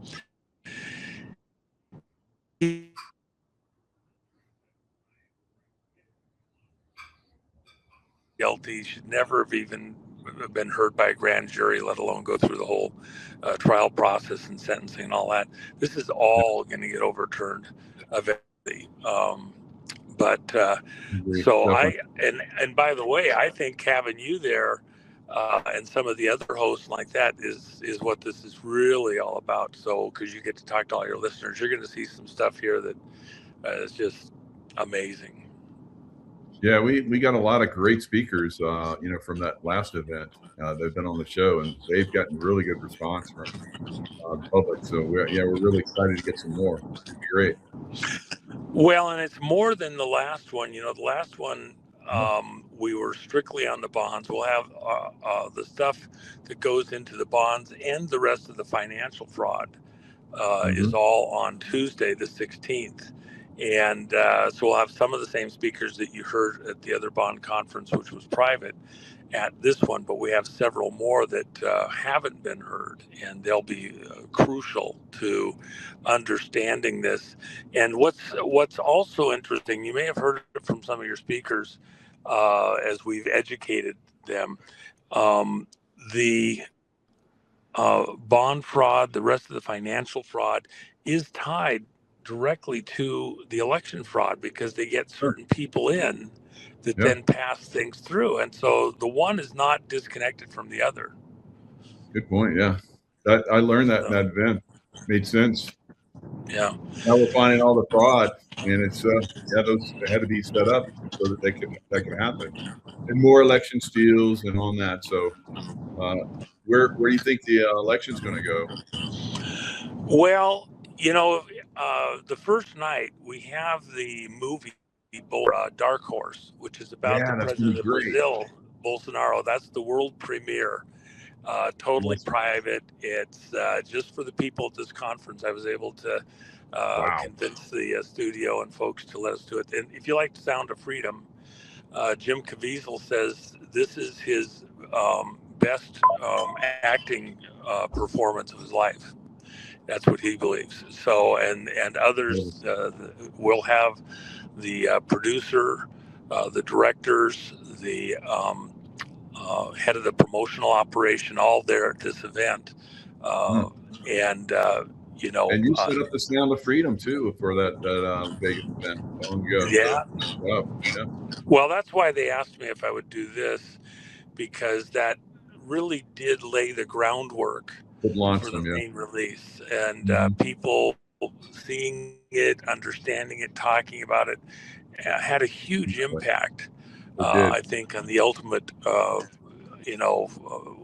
people had had enough time to digest, think about it, and talk about it. Mhm. And then there was anticipation. And I think this one is kind of similar. But you know what's interesting? President Bolsonaro in Brazil, he got Mhm. elected. Um, and I'll just say, from a political standpoint, South American politics, there's all sorts of questions when he got into office. The people that pushed hard to get him in there, they thought they were going to get to control him and manage him, and he wasn't going that way. And so when it came for his reelection, they just pulled out all the stops to steal that election. Yeah. And then after he supposedly lost, which some of the people that we actually have here in the U.S. testifying before grand juries say that they flipped that election and have brought evidence of how they flipped that election for Bolsonaro. But the other part that's not really widely understood is that they then turned around within this globalista club, pushed for the prosecution of Bolsonaro, had him impeached and then prosecuted, because in Brazil it's against the law to challenge the results of an election, as though he was somehow unpatriotic because he was questioning that this election was done legally or somebody cheated. So Mhm. then they convicted him of trying to overturn a real justified election or whatever, and threw him in prison. President Bolsonaro of Brazil is in prison to this day, and that's exactly what they've wanted and intended to do with Trump all the way along, and with other leaders from around the world. So, what other leaders? Well, a lot of people don't know this, but the president of South Korea was also he was trying to get the election data from the state-run servers, and he couldn't do it through the courts or policing action, so he had to declare martial law. And then under this martial law decree, he was able to go in and get the election material. Well, they got to the wrong server stack. They thought they had information on where that server stack was. they were actually out of sync 180 degrees within that building. And so they went to the wrong area, didn't get it. And then they had to lift, because of political pressure, the martial law, and they didn't have the data that they needed to prove it. Now, what happened this last week, and this is virtually unknown in the world, China was involved in flipping that election for the president of South Korea. And so before Trump even went wheels up to leave Washington, D.C. and head for China, a day earlier, he'd had the head of the Treasury, Treasury Secretary Besant, go and meet with his Chinese counterpart in South Korea. And there was a bit of, wrangling that went on a couple of issues. But at the end of the day, then while Trump was in China, ultimatums were given about disclosure, and suddenly, miraculously, the president of South Korea finds himself released from prison because we have the data. We know exactly how they did it, and we're getting ready to show the same thing concerning American elections, okay? With the same players. Great the backstory. same Wow. Fantastic. So, Thank you. you have to think about this, and the audience has to think about this. How many times have you heard from audience members, or even, gosh, you get so weary of all this stuff. At some point, you just want to, roll over. Okay, whatever. I'm done. We're moving on. No, this cannot be allowed to stand. And so people saying nothing's happening and it's not getting resolved and nobody's getting arrested. But what doing, and the team around Trump at his direction, Treasury Secretary Besant doesn't freaking pass gas, and Trump isn't aware of it or directed it. I'm just telling you, it's just the way it is. And he's been actually, I had a lot of concerns about Besant reasons. And I have to say this, thus far, he has been absolutely spot on everything that he's been doing. He hasn't wavered. Trump once or is directing a certain thing, and Besant's right there and does it. And he travels a lot of times with the president. So he has done a superb job. I'm really, really, I just think we couldn't be better served at this point in time than what he has done thus far. So, and there's other stuff in the background that I've interacted and been aware of. And so even where you don't get to see it, he's been excruciatingly loyal. There was concerns, because of his ties even back to Soros and other things, and trust but verify. But I'll tell you what, he's been right on the cash all the way through thus far. Yeah. So so speak along this election fraud and stealing elections, and Pakistan, look at Imran Khan. They did all that stuff to him as well. Well, and again, the people that we have here that are testifying before grand juries now, and who also did the briefing out of the country during the 2024 election period, several people very close to Trump, names that everybody here knows, intricately, were briefed in person out of the country by the people who did the theft of the elections, 2020 and other elections around the world. When one of the people, and I don't want to say the name, I don't think he's acknowledged this publicly yet, so I don't want to say the name. Somebody everybody here knows. At the end of the briefing, with translators, because they don't speak great English, and they were out of Venezuela, but this took place in Europe, where they were doing their final work, and where we had them spirited away because they wanted to defect, essentially. And in those meetings, they said that when they were asked, how many countries have you done this in besides the United States? They said 71 countries plus the United States. Yeah. So think of how much cleanup we have across the world that we have to do, because in 71 countries you have leadership spending money, passing laws, putting judges into office, doing sweetheart deals with friends, relatives, gazillionaires, etc. Um, how much do you have to unwind that? They've taken the reins of power and driven the world right to the precipice of going over the cliff. And so things like South Korea, Venezuela, Iran, we have, and many other countries, the Congo, uh, the countries, we clean things up with the messes that have been created, and and then the money that's being spent. That's why I've been sent so close to Trump on this stuff, and it's so critical, because the financial consequences of a lot of what's gone on here are just to the moon. So. Wow. Yep. All over the world. So yeah, 71 countries. Wow. Yeah. And we're seeing, the result of this fraud that's going around the world. So hopefully we get to set the example. I think we're moving in that direction. Where do you think Iran's going? It's almost like we look at medieval times. They're like in a siege. Well, the one thing I will say is this, and you've heard this over the last couple of months. Think of all the naysayers, the Debbie Downers, that Venezuela, we're going to be embroiled there for years. They're going to hand their heads to us on a plate. They've got all this stuff. They were tied right in with Iran. The Cubans were in there providing protection and security, and we're going to open a new can of worms that's going to cause the West to collapse. And Iran's got so many aces up their sleeve that you never dreamed of, and they're just going to destroy America and the world's economy.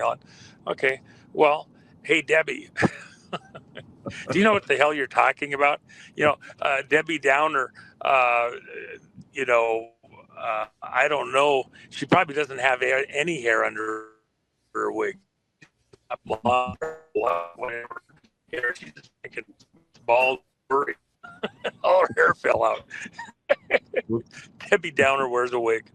It's. All that stress. Anyway, I have a friend that got cancer quite a few years ago. A very famous person that people in the audience may know.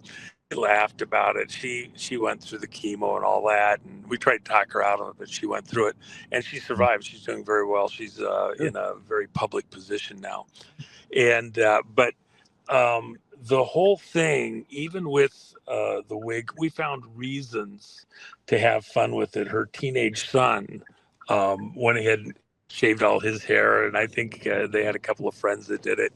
You get into a situation like that. I just do want to say, we all shoulder up together, take a deep breath, laugh at the devil, whatever. So I don't want to do that. After I said it, I thought, well, we got to be careful. I just didn't want to make a blonde joke, okay? And but anyway, so and I got to tell you, just as another side. So I have a friend who's a comedian, was in a restaurant the other day in a certain place, and was trying to make a joke concerning the kids and everything else, and probably had a drink or two, enjoying life along the way. But anyway, they were all laughing so hard that the owners kicked this person out of the bar. And then somebody had to come in. No, no, no. You don't recognize them. This is so and so. They were just having fun. They weren't trying to, And finally got them back into the restaurant, having I think it was didn't have a baby dinner or something. But anyway, lighten up, take a deep breath. If you can find reasons to have a good laugh, sometimes that's the best therapy in the world, even in the face of other crises. As we come into the storm, which, by the way, most of the storm that's coming, there's lots of angles to the storm that we're coming into. In fact, when Jen and I were driving here a few minutes ago, big, huge black clouds were over the back of the rig. Some kind of a storm behind us. I was like, oh my gosh, it's just black as can be. Everywhere else is sunny, but it's black behind us. If you can find reasons to have a little levity, kind of a mash humor, that's not wrong, and it's not disrespectful or something like that. It's part of, you do mash humor to take a little bit of the edge off, find the glimmers of light and hope and beauty in life, and move on. And so yes, there's some pretty serious things coming.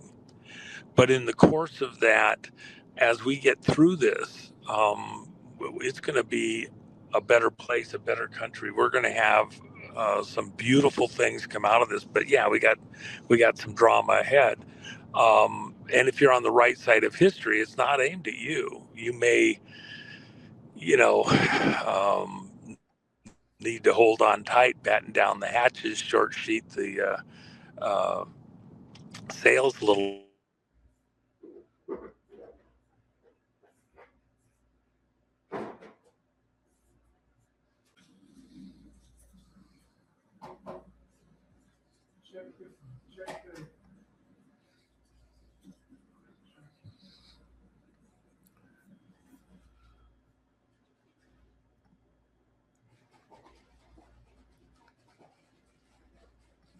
So we're losing you.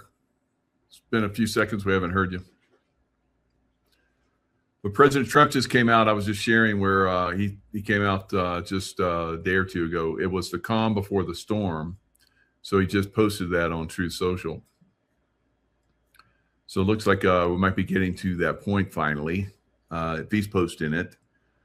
So that's pretty tremendous.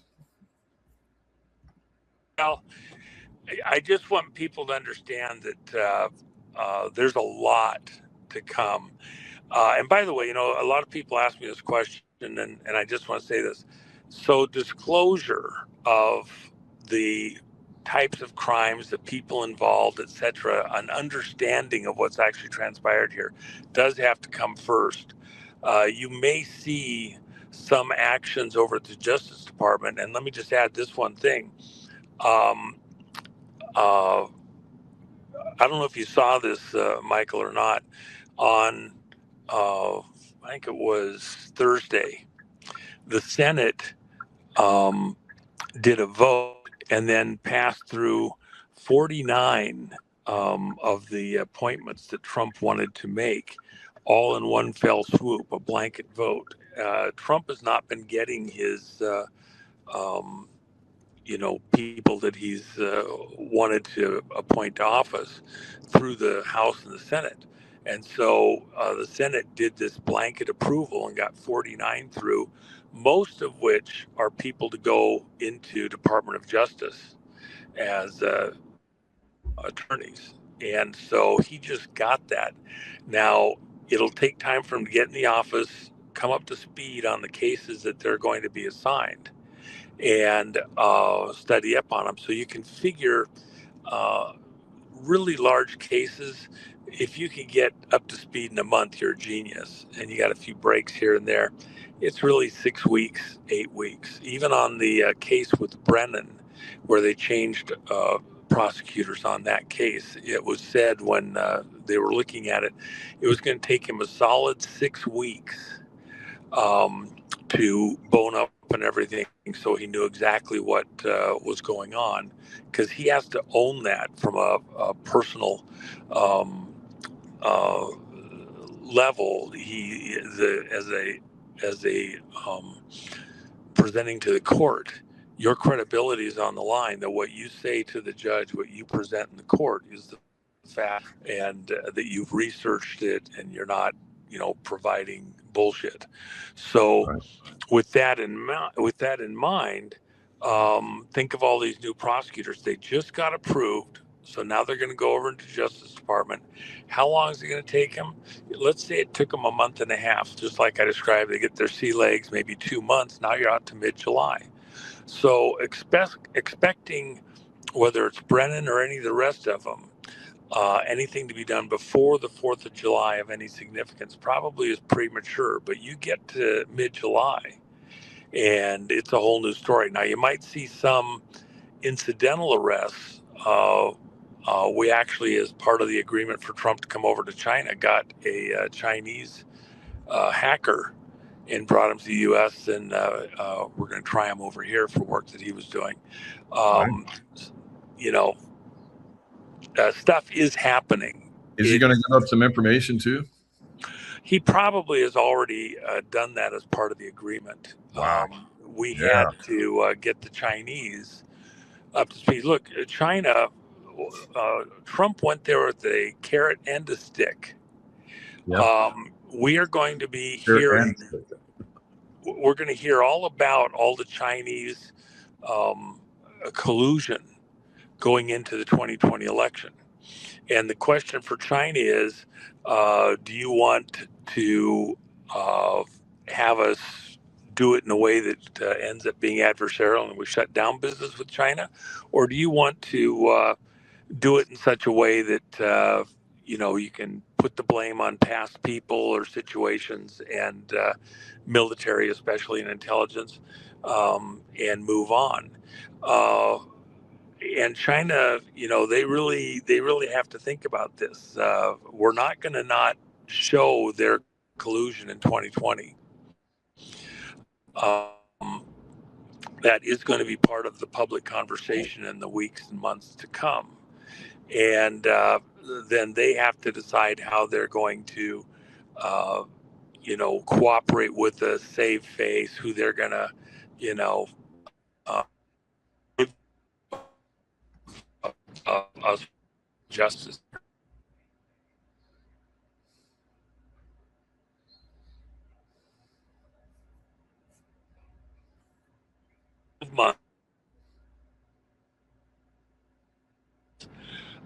All over the world. 47 incidents, a lot of them aimed at Taiwan. There's been a few articles written on this, and but they were actually helping, even modifying other countries' ships so that they could be used to drop anchors or send drones to damage communications lines, undersea cables. Now, the reason that's really important, China supposedly was threatening that they could damage Western commerce across the world, essentially cause the lights go out for everybody. If we don't get it, nobody gets it from a commerce side. So then you have to go, okay, China, you live in a glass house. You may not realize it, but you live in a glass house. What did Trump do before he went to China? He called in a significant number of generals who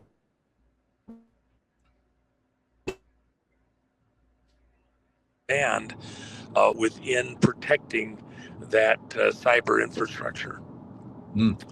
And they had a meeting Monday night, and he read them in. The scuttlebutt is that he basically told them if China so much as sneezes at our communications anywhere, we're going to take out every single asset that they have that is close to a cable. China had been parking stuff all around these cables, acting innocent and, whatever. We're not going to wait communications lines. We'll take that as an act of war. We take that equipment out immediately. So if they look like they're trying to get ready to take out communication systems, we take them out first. And you can see that with the number of the generals that were there. So China basically got, read the riot act while Trump was over there. It's a face-off, Mexican hat dance. They live in a glass house. Not only will we take out any assets that are looking like they're going to try to damage our communications, we'll take out other stuff that goes the other direction and take you out. We're not waiting.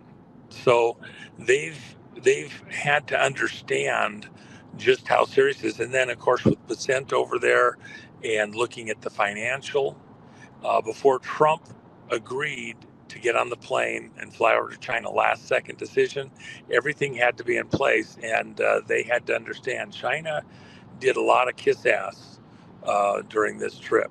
So we're in pretty good shape there. Trump is amazing. Wow. Great backstory. Appreciate that. That's pretty impressive. Yeah. So, but again, from your own history, that's if we want to throw our weight around, we're not somebody's pansy, but you have to decide to do it. And something I've said to audiences a number of times: if you have power, but you fail to exercise it at the critical moments, what use is it? Why have leverage or power and then is maimed? If you have power and a crisis erupts, you need to be responsible and exercise it appropriately, accordingly. And that's exactly what I expect Trump is going to continue to do and has been doing, by the way. Yeah, absolutely.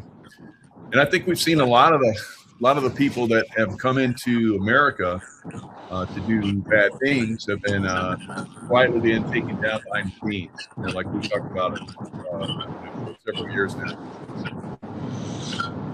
Well, think about it. That's what I was saying a minute ago. I didn't really finish my thought, probably, but um, all these bad things that the Debbie Downers thought were going to happen and projected, prophesied were going to happen to America, they didn't happen. Why? Because this is the best example I can think of personally. While Trump was still speaking at the inauguration on January 20th of 25, I got texts from military personnel who said, "Hey, I just got orders. I got orders." This is like 15 minutes after Trump, uh, you know, uh, and so they had to report, and they're like, I don't know what I'm doing, but I'm headed off right away. Well, they ended up being involved in going out and picking up the gang members, these senior, heads of gangs, Trendra Raga and things like that. And they picked them up within the first several days of the Trump presidency. Why was that important? Because all these things the gangs were going to be used to do to damage America and everything else. It didn't happen. And then the other thing is that down through the ranks, they took out a bunch of the gang leaders. And so they just were, it decapitated a lot of these operations against the country. And I've mentioned it before, then miraculously, several gang members who were transporting huge quantities of ammunition across the country to the Midwest miraculously got picked up for bizarre reasons, like they failed to turn off their high beams. Actually, there was so much ammunition in the rig that it made the van's headlights point up in the air. It looked like high beams, but it was a good enough excuse. And they stopped all of this ammunition going to Midwest cities for gang members to use. Well, how did they find out about that? Because the gang leaders talked. Look at what just happened. Oh, here's another good example. Look at what just happened with Marco Rubio. His picture's taken going to China, and he's wearing a sweatsuit, and it's absolutely identical to Maduro. Now, why is that relevant? Because what's Maduro singing about? He's caged. When do birds sing when they're caged? Okay, so Maduro's caged bird. He wants to help his wife and his son not to have to spend the rest of their life in prison. He's gone. He's not coming out. But what about his wife and kid? So he's singing like a canary. What's he singing about? Who's he talking about? China and the control of the Cubans. Yes. And the Cubans controlling Venezuela. It's a branch office for Cuba. You couldn't get a driver's license without a Cuban looking over your shoulder. All the security personnel and all that. Well, who was giving them the money? It wasn't the Russians, it's the Cubans. I mean, the Chinese. So what's Maduro singing about? Where was all the oil going that they were getting for next to nothing? China. Yeah. Okay, and China was controlling much of what was going on with Iran and getting the oil out of there. So, practically giving it to them. What's the biggest crisis for China? They have to pay retail for their oil now. They can't get it, for free. Not even wholesale. They're paying retail for their oil. He's talking about the Chinese connections into the vote fraud, etc. So having Rubio wearing the jumpsuit from Maduro was like a subtle sign. Oh yeah, Maduro. Yeah, we own him. Yeah, he's wearing orange jumpsuit now. But hey, his sweatsuit was available. I had it tailored. It looks pretty good. Wow. So I had Josh Reed on last night, and he brought something to my attention I wasn't aware of. That And by the way, I love Josh. Josh is fantastic. He's one of the he really best is decoders there is. Just Wait, up front. So go ahead. Yeah. We should do a roundtable with you. That'd be great. So he was talking about how Venezuela gave us their uranium. Yes. Wow. Yeah, they were cooking there. I don't think the truck's going to beat the Challenger.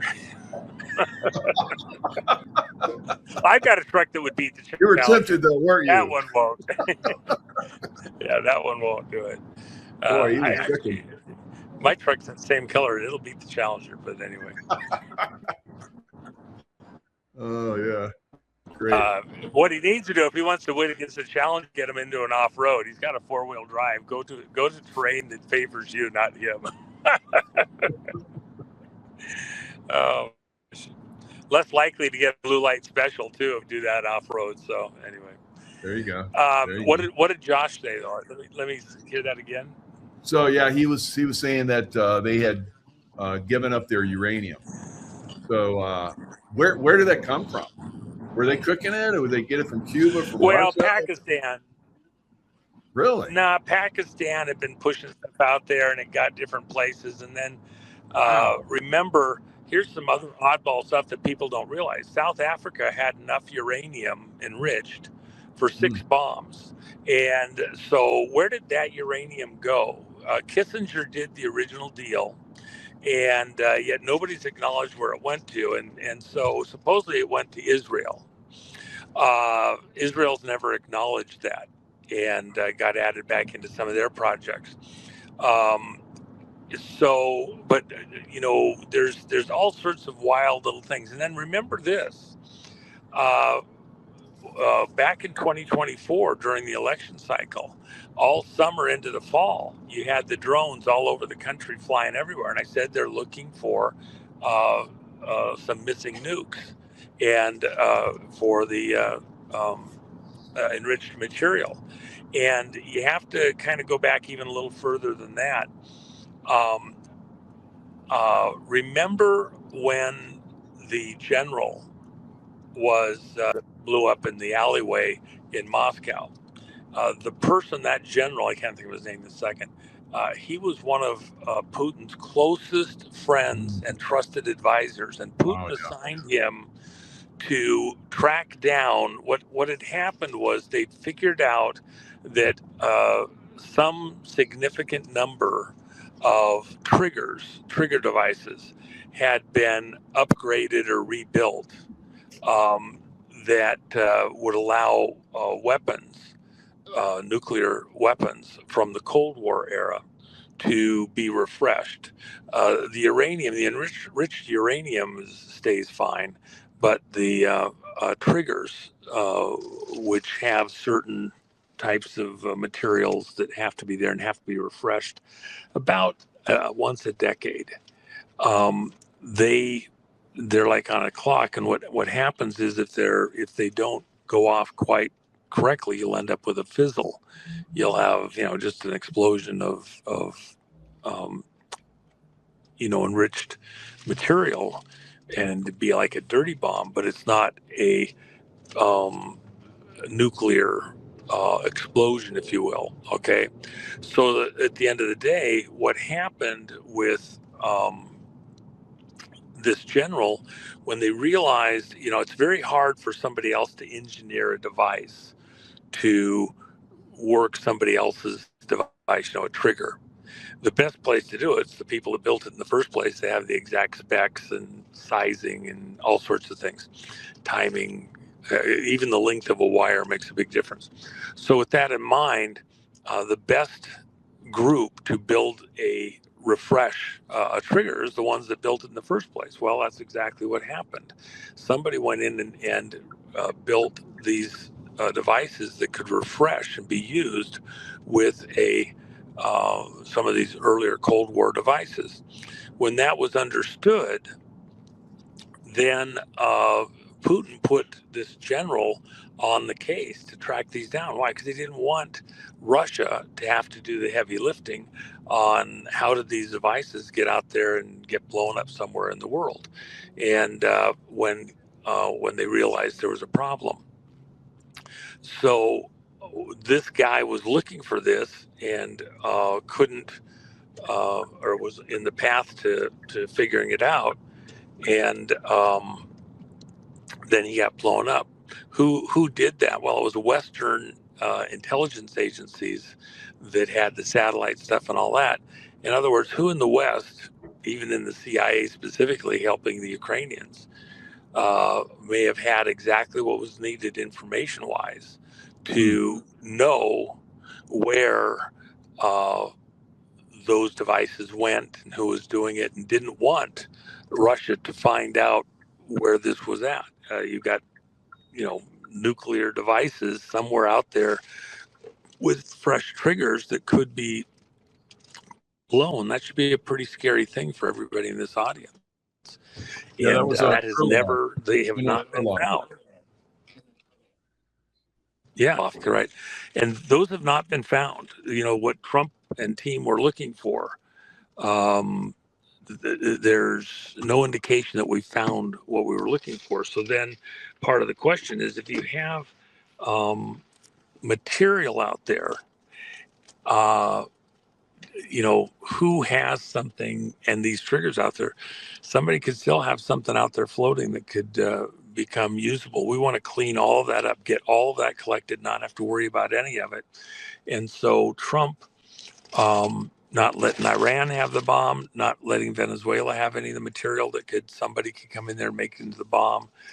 China's, by the way, any material that we find, we have it all has a equivalent of a DNA, certain isotopes that are very identifiable and trackable. So whatever material's out there, once we have it, we can fingerprint it to any place of origin on the planet where it was actually processed and made. Is it Chinese? Is it Russian? Is it old? Is it new? Does somebody have a facility that we're not aware of? Those are the questions. So at the end of the day, it's a very favorable thing that we're getting a hold of this stuff and not letting it float out there. Yeah. Wow. So that was normally what they used in Pakistan, scooters. Mm-hmm. So I don't know if there was Muslim influence involved in that, or just coincidence, but yeah. Well, remember, in essence, it's a type of an IED. Soleimani was the guy that invented the IEDs. I mean, this doesn't mean all IEDs are of his design, but that club, that kind of people, are pretty good at this. They're pretty effective at building these types of hidden devices. And again, you might say from the West, it's kind of in my blood, the Russians are on it, they did it, go get them. That Cold War mentality. But the reality is, the specific assignment that Kurlov had and what he was chasing, he was an important person within trying to stop something that could have global reach, which ultimately will be aimed at the West. And him not being present somewhere in the fight is probably not a good thing. Yeah. So the NATO, Trump pulling out of NATO, where do you think that's going? Well, he's been extremely verbose over the years Hmm. and pretty clear that it's time to get out, whether it's NATO, Federal Reserve, um, uh, UN, things like that. These don't have our interests in mind. They're really set up at this point in time, whatever the logic was coming out of World War II Hmm. and into the Cold War era. Much of that is gone now, including, you know, even if we didn't totally withdraw from NATO and we make them start paying their own bills, look at what he just did, a couple of weeks ago with Germany. Yeah. Uh, he started the process to, start winding down this occupation of Germany. Yeah. This our military facilities there is a forward leading edge against Russia. This Cold War threat. Germany's unified now. We're spending all these gazillions of dollars there still over in Germany. You run over a pine tree in a practice and you pay for the next 10 pine trees. It's just insane the money we spend that the Germans extract from us. And they're supposedly protecting them. So they're doing all this mischief against America. Hey, forget it. We're out of here. Yeah. I think Trump, he wants to bring down our presence in Germany by 75%. Ooh, I didn't know. I I didn't mean, know it was that much. Good job. yeah, yeah. So, Started I out mean, with like 5,000. Now we're up to 75% out. Wow, that's a lot. yeah, well, he did the 5,000, which is 10% Hmm. to, start the process and also let the Germans know you want to be against us. You don't want us around. Okay. We don't want to be where we're not loved, where we're not wanted. Uh, and he's also going to use that as extortion against them. Why? Because they've been extorting us. They've been taking money from us. You just can't believe the money that they get from the American taxpayer Hmm. to support everything in Germany: roads, waterways, our military personnel over there just supporting their businesses. You want to be that against us? Hey, we'll pull out. They'll start getting when we get to 25% out of there. They'll do anything to stop it. But once the momentum's there and there's no real need for us to be there, what's Trump going to do? Think of the Mideast, and then I'll come back to this in a second. The largest lobby in Washington, D.C. for everybody in this audience's lifetime has been the Israeli lobby. Uh, and so they spend the most money on politicians, private organizations, parties, everything. Uh, uh, including honeypots, uh, black bag operations, all sorts of spy versus spy stuff. Okay, it's just a fact. The second largest has been the Saudi uh, uh, crowds there in Washington D.C. As far as lobbyists and all that, the official lobbying groups and unofficial. But if you add in the other OPEC countries working with Saudi Arabia and tag teaming in, they're easily bigger total than just the Israeli lobby, and they work together. So what are they all working towards? Well, they all want America to spend money to stabilize the neighborhood, and who's actually benefiting? The arms dealers, the gun traders, and the banks. Okay, the Brits primarily, the City of London, the banks within the City of London, the square mile, with their troll taxes for safe movement of oil and things like that. Our military doing the actual work. Hmm. And so, what Trump is doing, he is eliminating all of these locations, whether it's South America with Venezuela as a nexus of terrorism and a lily pad for Iran to work from, or the Mideast with, again, Iran, the biggest sponsor of terrorism across the planet, including financial. and their connections, by the way, to the Vatican. Sorry, it's a fact.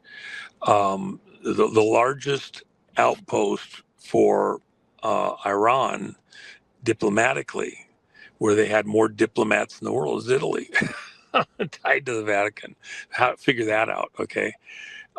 So if we stabilize the Mideast by taking the terrorist mullahs out of power in the Mideast, we do that with Maduro and all of the families, crime families in South America, tied to, by the way, our own CIA and Cuba, and we get Cuba under control.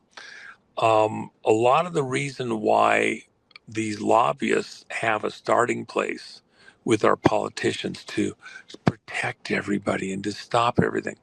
If Trump brings some relative peace to that region, he stops the Israelis from needing all this money all the time and constantly raising the bar, and we're afraid, the nuclear, blah, blah, blah.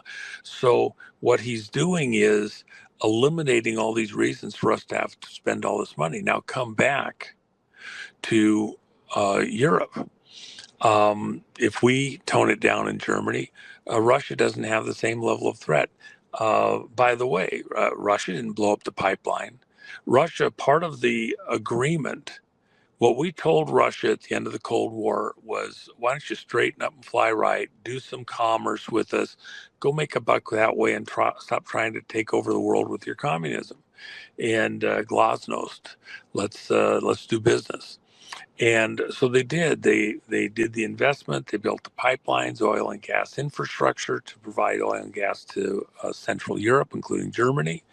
And right at the outset of this whole Ukraine thing, what happens? The pipeline gets 3/4 blown up. Well, who did that? I can tell you right now, it was the fucking Brits. Okay, Wow. Brits, that's huh? who did it. It wasn't us. Okay, and it wasn't Russia, for Pete's sakes. They didn't want Germany, who is really this. They don't want Germany kissing up to Russia at some point in time. They want to cut off that commerce. Now, if we force Germany to straighten up and fly right, and we aren't participating in this threat towards Russia, then Putin can kind of ease up a bit too.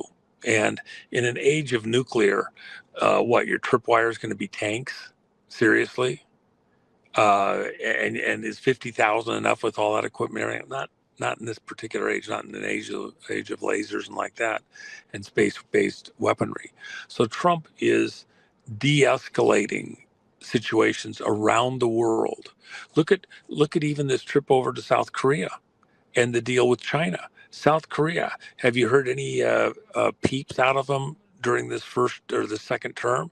They've been like really quiet. Why? Because they were cooperating. China was using them, and this election thing, it's a big deal. And they're kind of, Trump's made it very clear, don't make me have to come there and deal with something. Even the Taiwan thing. Well, we have to get Taiwan into China. Yeah, well, let's talk about that. Trump isn't taking any guff from anybody, and he's not going to let us get sold down the river and a bunch of this stuff. So he wants to be remembered for all of the bluster and everything else. He wants to be remembered as the president that brought peace to the world and this generation and de-escalated a lot of these things. It's not going to be permanent, because the bad guys, the globalista, will start to try and do workarounds. They'll try to bring it back up. Trump will take it to a certain point, and he's going to have to hand the baton off. Who's going to pick it up? Who is that next group, that generation?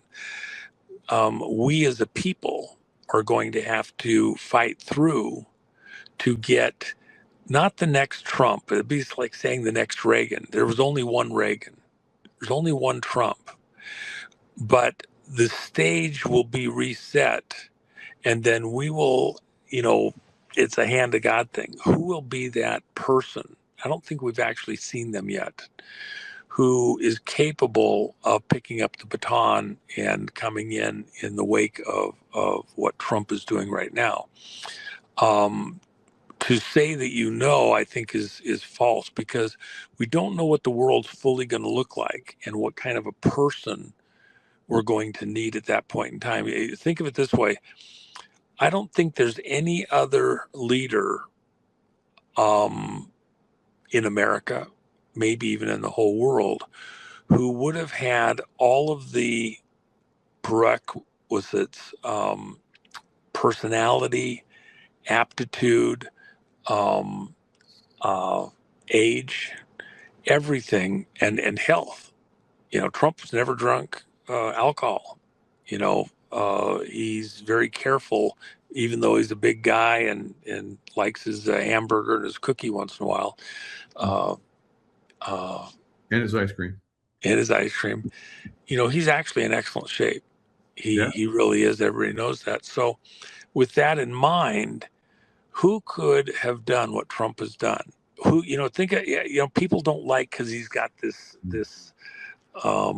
bluster, this edge that comes from kind of that New Yorker businessman attitude, dealing with very tough, hard business people and getting the right deal, and not holding for anything else. Well, who else really has that in their DNA? They talk tough like a politician. They negotiate, but they do it, like a politician or a businessman with the people's situation.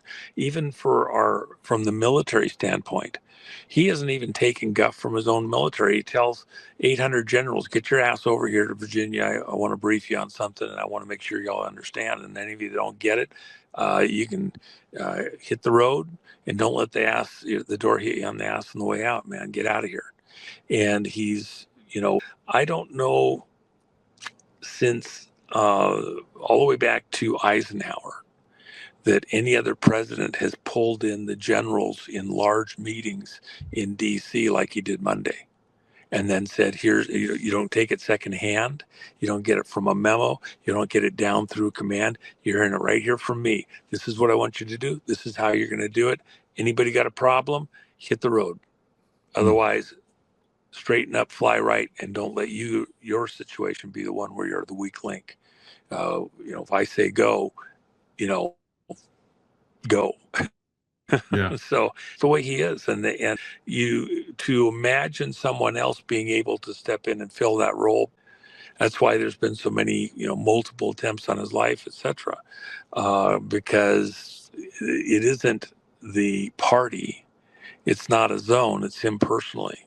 And with that in mind, we haven't seen this run the full gamut yet. The arrests are key, and the attitude of the American people, we're not quite ready for that particular phase yet. We haven't been educated fully on exactly what the threat was and how real it was. Even Todd Blanche over there at Department of Justice, this morning on Maria Bartiromo, her show, which she's doing a fantastic job. If you haven't watched some of her stuff, just go watch a piece of it. She's been fantastic. But she, in interviewing him, he said, that, we have a lot of evidence of things happened at the 2020 election. We just don't know if it was enough to actually overturn the election. Well, I know from people that actually have worked with them that's actually a true statement on his part, at least, over the last, several years, that's exactly how he thinks and operates and believes. But the reality is that just doesn't make sense. We have fantastic stuff. Tulsi, everybody else agrees. Our conference that we're going to be doing here next month, we'll have the experts in there that have briefed all these people, even in the White House in the last couple of weeks. The people who actually briefed the White House on Virginia and Texas are going to be present to brief us during the technical stuff of the election stuff on Wednesday night. And there should be no question on anybody's part as to whether or not, that 2020 was stolen, let alone a bunch of the other elections. So when Blanche says that, the only other thing I will add, he says we have lots of evidence. I know he's been personally briefed on a lot of this stuff and knows the stuff that's there. I think it's a little bit of a staging thing, waiting for the American people to hear the rest of the stuff, and even the stuff that Trump's going to be releasing, supervising, gets released over the next couple of weeks. That will then be the discussion coming up on 4th of July and immediately after, before we get to the first Justice Department supervised prosecutions and arrests. The main events that most people in this audience are looking for, I don't think happens until we get to mid-fall, late fall. And so everybody just take a deep breath. It's not time. We're close. But don't think that anybody's been shortchanged or it's just not ever going to happen or whatever. No, it's an education thing and laying the groundwork. And once we do get there, that is the storm, because you're going to take a bunch of people out of high office and expose a bunch of people in high office for the treasons and frauds which they have been directly involved in, affecting elections, including 2020. So. Yep. And on that note, everybody in the audience, 2020. 2020, it's not over yet. and there's our laugh. See, you got to have some mass humor in here. Yeah. You know, seriously, think about this. How many times we get people around us and then they just want to be so serious. And they're just, how does that sound, by the way, to some of the young people, where that's the future that they have to look forward to, the venom, the hate, everything else. Look, we got some bad people. I was mentioning, somebody asked me about a particular individual. I says, well, he and I are in the room. Only one of us is coming out alive. And because that person is responsible for in the intelligence community.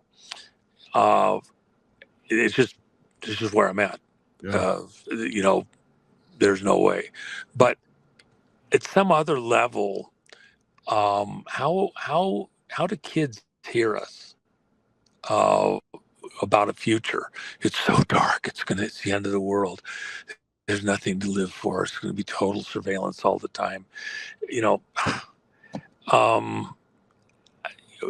We're laying the groundwork to recapture control of the country. The tariffs are returning industry back to America, which means jobs, which means that, high schoolers, kids in college, they're going to look forward to a future 3, 5, 10 years from now where there's not just jobs, they're really cool quality jobs, and not just, mundane types of things, mining jobs that are really cool and interesting. Mining, yeah. Oh my gosh, the stuff that we're going to be doing, and then beyond the Earth, on the moon, asteroids and things like that. Construction jobs. They're not just going to be on the Earth.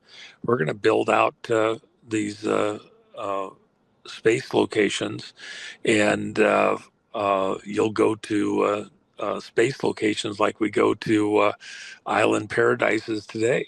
And that's within the kids' lifetimes that are here right now, not 50 years from now. Probably, really, we're not talking, even 20 years out, we'll see the first solid movement there. So regenerating hope for the youth, the stuff that was stolen. When I was growing up, 2001: A Space Odyssey. I have a great sci-fi collection. And what we saw coming and things like that, sci-fi books and magazines, things like that, the stories and all that, reigniting, resparking that period of imagination and hope, and that there's something to look forward to, something beautiful, something important, not this dystopian world that Hollywood has been selling us as our future, with the devil Baal, monitoring us every breath, every move, everywhere we go, the Palantir system, stuff like that. We're going to get this under control before it takes us over and recapture control of all of these systems, and have a life, and that's the goal here. And I think we're actually seeing solid moves in that direction. Even taking China down a few notches, not giving them everything. They're going to have to compete for it, and they're going to have to pay retail for the stuff that they're getting. Not stealing it from us or anybody else anymore. That's this future that we're working towards, and I think there's lots of cause for hope, high expectations, beautiful things, which then lead to young people deciding to marry somebody they love, have their own tribe, enjoy, life, as opposed to you get a puppy and live in your 150 square foot apartment, push around in a baby carriage, into your old age. No, we're actually going to go back to classic American themes and ideals. And on this day, 5/17, where President Trump asked American citizens to come to Washington, D.C. for a day of rededication, prayer, recovenanting in the Pilgrim's Covenant with God for protection, for to build something beautiful out and to have a future and a hope. That's what happened today, and that's where we're going. And this period of time, this Jubilee period between now and the 4th of July, and then July 5th begins really the Jubilee year for America, of things being returned to the American people, the criminals getting chased down, many of them put in jail, the ones that aren't exposed for crap that they've been involved in. They can't walk the streets anymore. This is an amazing moment, and this conference we're doing, we're going to lay a lot of that out. Watch the movie with, Edward Bolsonaro's son will be there at this event. Oh, wow. Awesome. Yeah, he's committed now. I've got another certain person, everybody here be stunned if they knew it, but we're working through stuff for this person from security standpoint like that to be present also. Right. And so I don't know if we'll get to announce even before the event if that's going to happen, even if it is going to happen, but something pretty amazing. And then just the speakers in general, oh my gosh, one thing I think, you saw it when we did the event here a couple months back with the bond thing. What was really important was everybody getting to hang together. We had 100 of us there, and the networking at a personal level, just getting to meet people in person you hadn't met before, spend time with them. That networking is so key. You're going to have that here at this because, it's that kind of a location, that kind of a venue. The speakers aren't disconnected from everybody. They're hanging there with the rest of it and answering questions. It's pretty cool. So it's different than most any other kind of event of this type that occurs anywhere. Yeah, I'm displaying it right now. And 15 through 17 June, the Ahern Hotel in Vegas. And they're sold out, but you can get a ticket or make reservations at the Sahara or Trump International. So the Sahara is like a block away. Ahern is sold out as far as the hotel rooms. Sahara's Kitty Corner has great rooms, $89 a night. They give us half price and half off on the resort tax. Same thing at Trump $129 half price, and they gave us half off on the resort tax. So you can stay it out of one of those. The Sahara's just walk across the street. The Trump, you got to have a ride or whatever to get over there. Uber's 5 minutes away. But the reason that's really important too is, we're doing a full dinner on Monday night. Check-ins like afternoon of Monday the 15th. Full dinner and then the movie. All day on the 16th, a full breakfast, not just a croissant and coffee, real breakfast buffet. And then lunch the same, beautiful salads, sandwiches, quality food. The catering at the Ahern is considered in the top 10 in Vegas. They do a fantastic job. And then a nice dinner. Same thing on Wednesday. We were only going to do breakfast and lunch, and I was going to do a breakout session on the mechanics of the vote fraud. And as we got into it further and further, I thought everybody wanted to go home because it's just too boring. It's too detailed. Because I got the guys that briefed the White House, that briefed Tulsi, that briefed all the people over at Homeland Security. I mean, dozens and dozens and dozens. I got those guys presenting.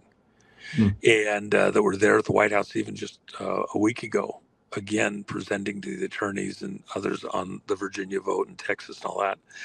So those are the quality of people that are going to be there presenting on that Wednesday night. Okay. And Wednesday afternoon too. So we added a full dinner then. Even after, we named it at $350 for the whole thing. You're getting 7 full meals in Vegas included in the price. I don't know if you can go out for 2 or 3 meals in Vegas for that kind of money, let alone, Probably not. and then, with great food. And then the other thing is that when we announced this, we didn't have the movie. You're getting to see the premiere of what is going to be one of the breakout movies of the year. If you like Sound of Freedom, you'll like this every bit as much. And we're doing that, and there's no extra anything. And I think that because we did that Sound of Freedom, all of us influencers, and we went out and pushed it. Sound of Freedom was the highest grossing independent film ever. Well, and let me just say this.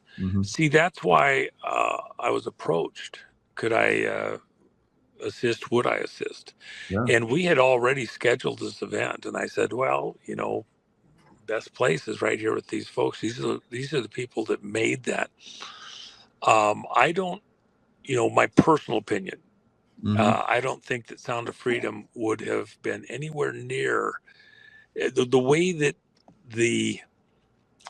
everybody, media and all that, would have treated it. They would have treated it as a B movie, and it had been there for a week or two, feel good on it and gone. And they'd have pushed it out there as fast as they could. The fact, when I went to a Sound of Freedom screenings, and I talked to people at different times, there was many of the people said, I haven't been to a movie in decades. They just don't go to the theater anymore because it just wasn't, the stuff that was being offered, and they just didn't want to. But it was an important enough a movie, and people talked about it enough that people who hadn't darkened a theater in a long time came and had a tremendous experience and enjoyed it. And I will say this, the cut of the movie that I showed there in Vegas and other cities around the country was the cut that Mel Gibson did. That was the edit that he did. They cut 14 minutes out of the movie before they got it into the theaters in the regular release, for all sorts of reasons. I personally liked the cut that we got to see. I think it was perfect. This is the editor's cut on Dark Horse. And so you're seeing the one not necessarily exactly the same as what it'll be when it finally hits the theaters. But one of the things that's part of the consideration, I've got the producers, directors, the promoter present. As we talk about this out into the public, and I do think I'll be showing it a couple other times over the course of the summer at other locations, that will have an impact on what the final cut looks like. And I want our audience to have a part in that because, again, I don't think people are as short attention span as maybe some of these people might think, just pushing it through, get the popcorn sold, get the next group in. You know, I want to I want to see um, I want to see the movie, the whole script, the way it was presented, the editor's perfect cut. That's what I want to see. Yeah, very good. So I got I was showing out where you were talking about it. I got JMac News here, JMac or JenniferMac.com. And of course, man, you got some nice new coins over there at your site, Gumroad. Yeah, we've got the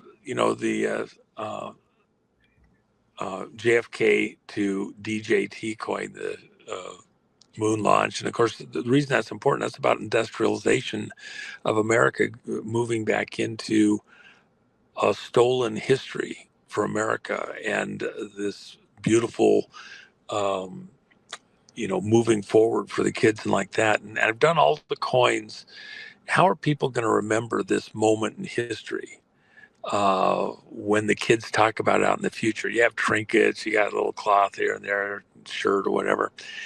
The coins, because they have real value, they'll get kept around.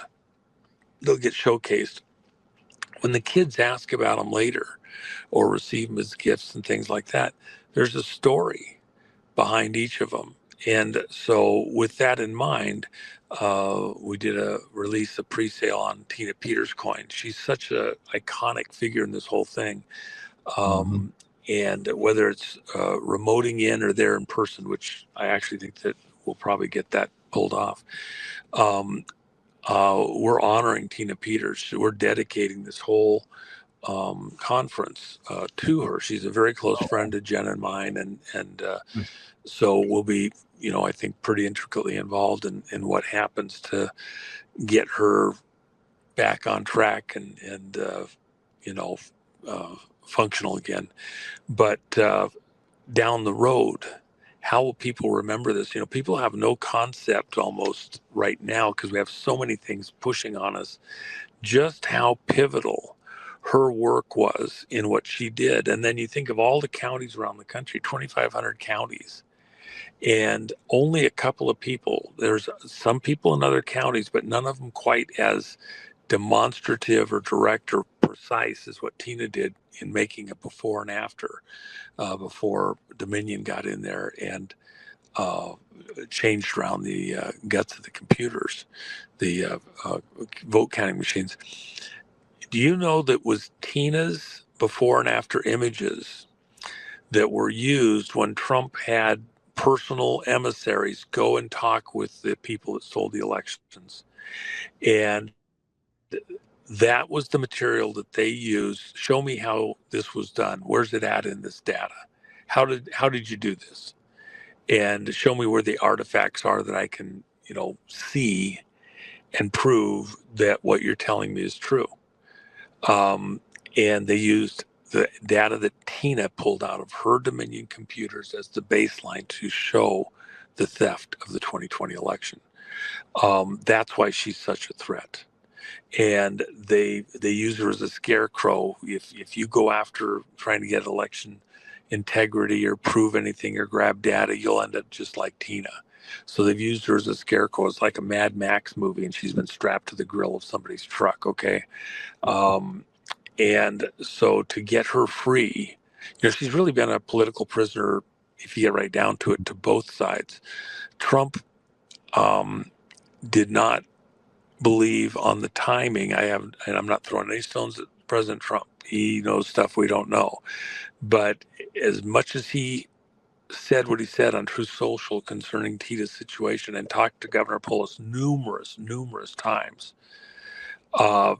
he did not want to go to the extreme measures because it would set a tone within what's going on in the rest of the country. It might be premature for other stuff that's going on. So, and the hard part was Tina's health. And then who could have known you're going to have a Tina in there when you were gaming this out years ago? So with that in mind, she was a political prisoner both of the Colorado legal system as well as where President Trump was at and the things he wanted to do in the next moves. And by the way, anybody that doubts, let me just remind everybody, Colorado and their courts are as screwed up as any courts in the country. They're so out of their minds there. Remember, Colorado is where they wanted to take President Trump off the ballot for 2024.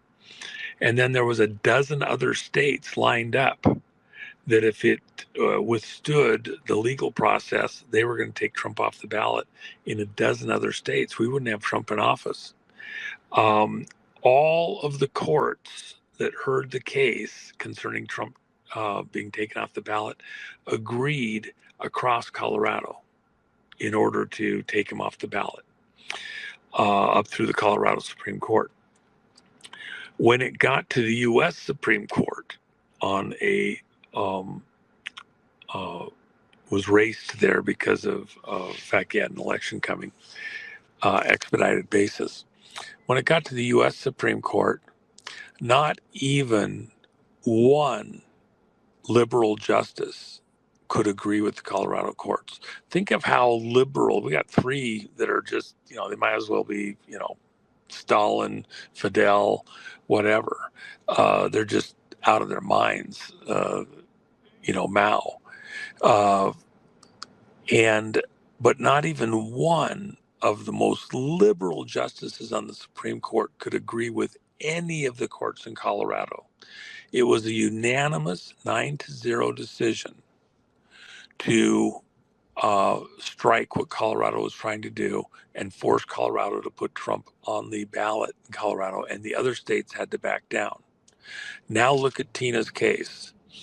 Should they'll let rapists, drug dealers, murderers out with an ankle monitor while they're appealing their sentencing on convictions. They wouldn't let Tina out. She's never had a driving infraction, never had a ticket, never gotten pulled over, never nothing. Okay. Clean as the wind-driven snow. And yet she's such a threat that they can't even let her out pending appeal like you would normally, because all of the conviction is going to get overturned. Everybody in Colorado knows that. All the judges, the governor, everybody, it's all going to get overturned eventually, as though it never happened. But she'll have spent time that she can never redeem, days of her life that she can never redeem. And, the physical threat, the physical health thing from being in prison, the stress, 6 years in this legal quagmire, let alone the time actually in prison. And then they want her to have 3 more years on parole, having to go report to a parole counselor and things like that. Come on, man, give me a break. That will get overturned. The worst of the work, the hardest of the work is still ahead in overturning these things. They will get overturned. At least now Tina will be able to begin trying to pull herself together and doll herself back up and hopefully be out there to help in the fight moving forward on this election frauds. Yeah. It'd be lovely if she shows up. We'll give her a nice standing applause and then, maybe get some pictures, and who knows, maybe she can talk a little bit, but if not, then, that's fine too. Everybody's going to love to have the parole board, the parole board will set conditions of her release in the next 2 weeks. If they try to restrict her from being able to have her free speech, well, that's what the appeals court found had been violated in the way the judge sentenced her. He sentenced her more harshly for talking about what was going on in her case. The governor, in his clemency action, which doesn't remove the conviction, it just reduces the time to time served plus 3 years of parole. The governor, in his finding for clemency, noted that her civil rights, her free speech, had been violated. So the question is the parole board, which has, they're like God, will they try to exercise some type of control over her free speech after her case was even stopped because of that, by the way that the court was operating? No. It's going to be interesting to see what happens. So we're hoping we won't ask Tina to fall on her sword or do No. anything wild like that to contest that. We'll let those things go through the court system. But in the meantime, if she is just able to show up, smile, thank everybody for the support, Yeah. and be present, we're going to throw a lot of love her direction. Absolutely. I will say this too, just, if anybody out there is in the right position, she has had a lot of personal expenses. She hasn't been able to work for 6 years. Mm. Yeah, and the people that have done the legal stuff, none of the attorneys have gotten any money. They've all done it on a volunteer basis thus far. So somewhere in here, they'll get paid due to stuff that happens in the lawsuits, but that could be, years from now. And the clemency doesn't block her from any legal action against Colorado for what's occurred here or other individuals. She'll win, massively. I don't, these things take long enough. You wonder if she'll be around to enjoy that part of it, but we won't stop for anything. But the other side of the coin is, in the meantime, um, we may try to do something to.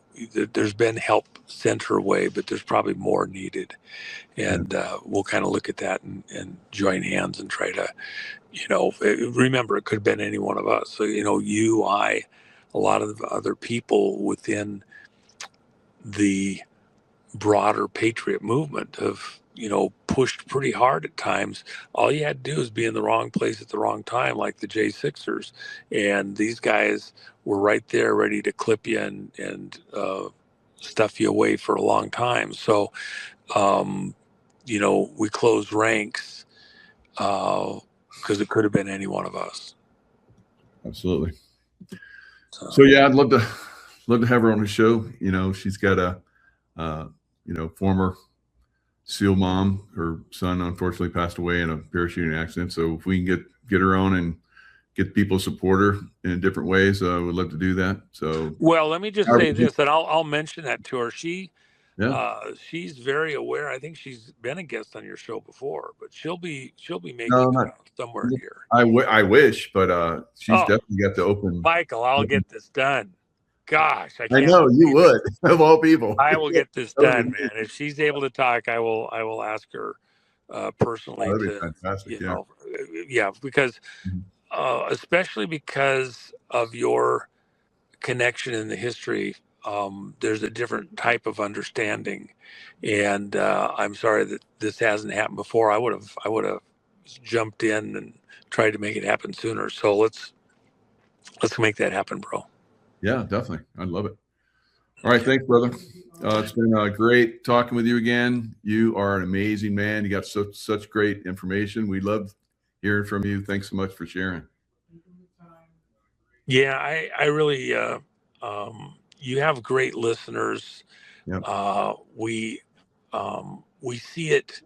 I'll just say this, we see it in the response, say over at Gen Store or over at Gum Road on some of the stuff, but that just tells us that we have a more proactive audience in a way. Great audience. And it is a great audience, and it means that you're reaching them on lots of different levels. And when we've asked for assistance on stuff, rarely, but there's been projects, even the Tina stuff and like that, your audience has been amongst the most responsive. So, and the reason that I just want to say that, so many of your audience are people who have served, both military, intelligence agencies, and I'm sure other roles. So they have a different makeup. They're more vested somehow in seeing the country get back on track, I guess is the way I would look at it as a cross section of an audience. When we close ranks, they're the kind of people, that you want in the fight with you. Closing ranks in earlier times, you'd go out with a wall of soldiers, and if somebody got, you closed the gap between you and continued on. And think of how mentally you would have to receive that, to see somebody fall right next to you and then stay in the fight, move forward, not stop everything because you couldn't, and go on to the enemy. We're not doing it dumb like they did in these lines back in the uh, Revolutionary War and stuff like that. We'll do it from safe positions like they did at Concord and Lexington. Right. But that's the routine. So we have one of your listeners that's actually outside of my vehicle waving at us right now, seeing us live. So it's very cool to that's awesome. see that. So, but very, very fun. So anyway, well, I appreciate it, Michael. We will talk again soon, and Thanks. we'll try to, make something happen here. That's great. Get you on with Tina and like that. So Love it. there you go, bro. All right. Well, lots of love to you and Jen. Thanks a lot, and see you next time. All right. Beautiful. We'll talk again soon, bro.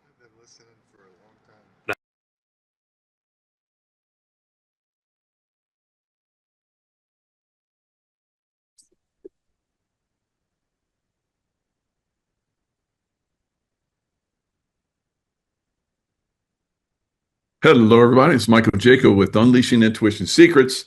Joined once again by Juan O'Savin. We're going to have Josh Reed come in here and join us in a little bit.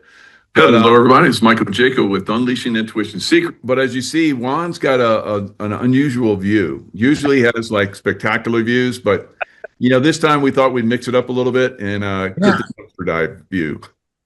Yeah, just checking to see what's going on here. We're doing some little dumpster diving here.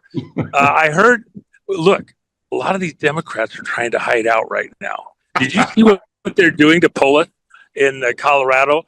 Because he let Tina out. Let's see if he's in here. No. They've already escaped. Nothing in there. Okay. Because he commuted Tina's sentence to time served plus 3 years on parole. Oh my gosh. The Democrats have decided that he can no longer be given any awards. He cannot appear at any Democrat function. Wow. He is persona non grata, anything to do with the Democrat Party. So, as the Democrat governor of Colorado, he's completely ostracized from anything to do with the party. They can't have an event, a convention. They can't award him for, doing something nice in the world. Nothing. He is out. And but that'll go for so long, and you have to understand the context of that. So he actually talked with Trump numerous times while they were trying to work through this. Trump was saying, release her. And he's saying, look, if I do, it's problematic this way, and I can't do that. So this agreement to get Tina free by commuting the sentence, he knew that Trump was coming. He had kind of gotten, if it's not done by the end of the month of May, then we're coming in a different way. And I was aware of what was potentially going to happen there. We were saying take extreme measures. You said you would. It's too long. It's too much.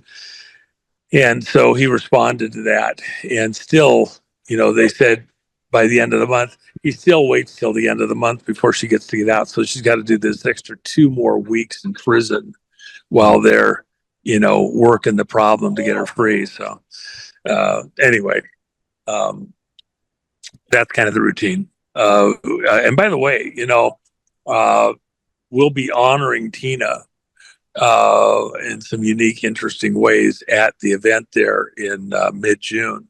Oh, good. That is shaping up to be something stunning.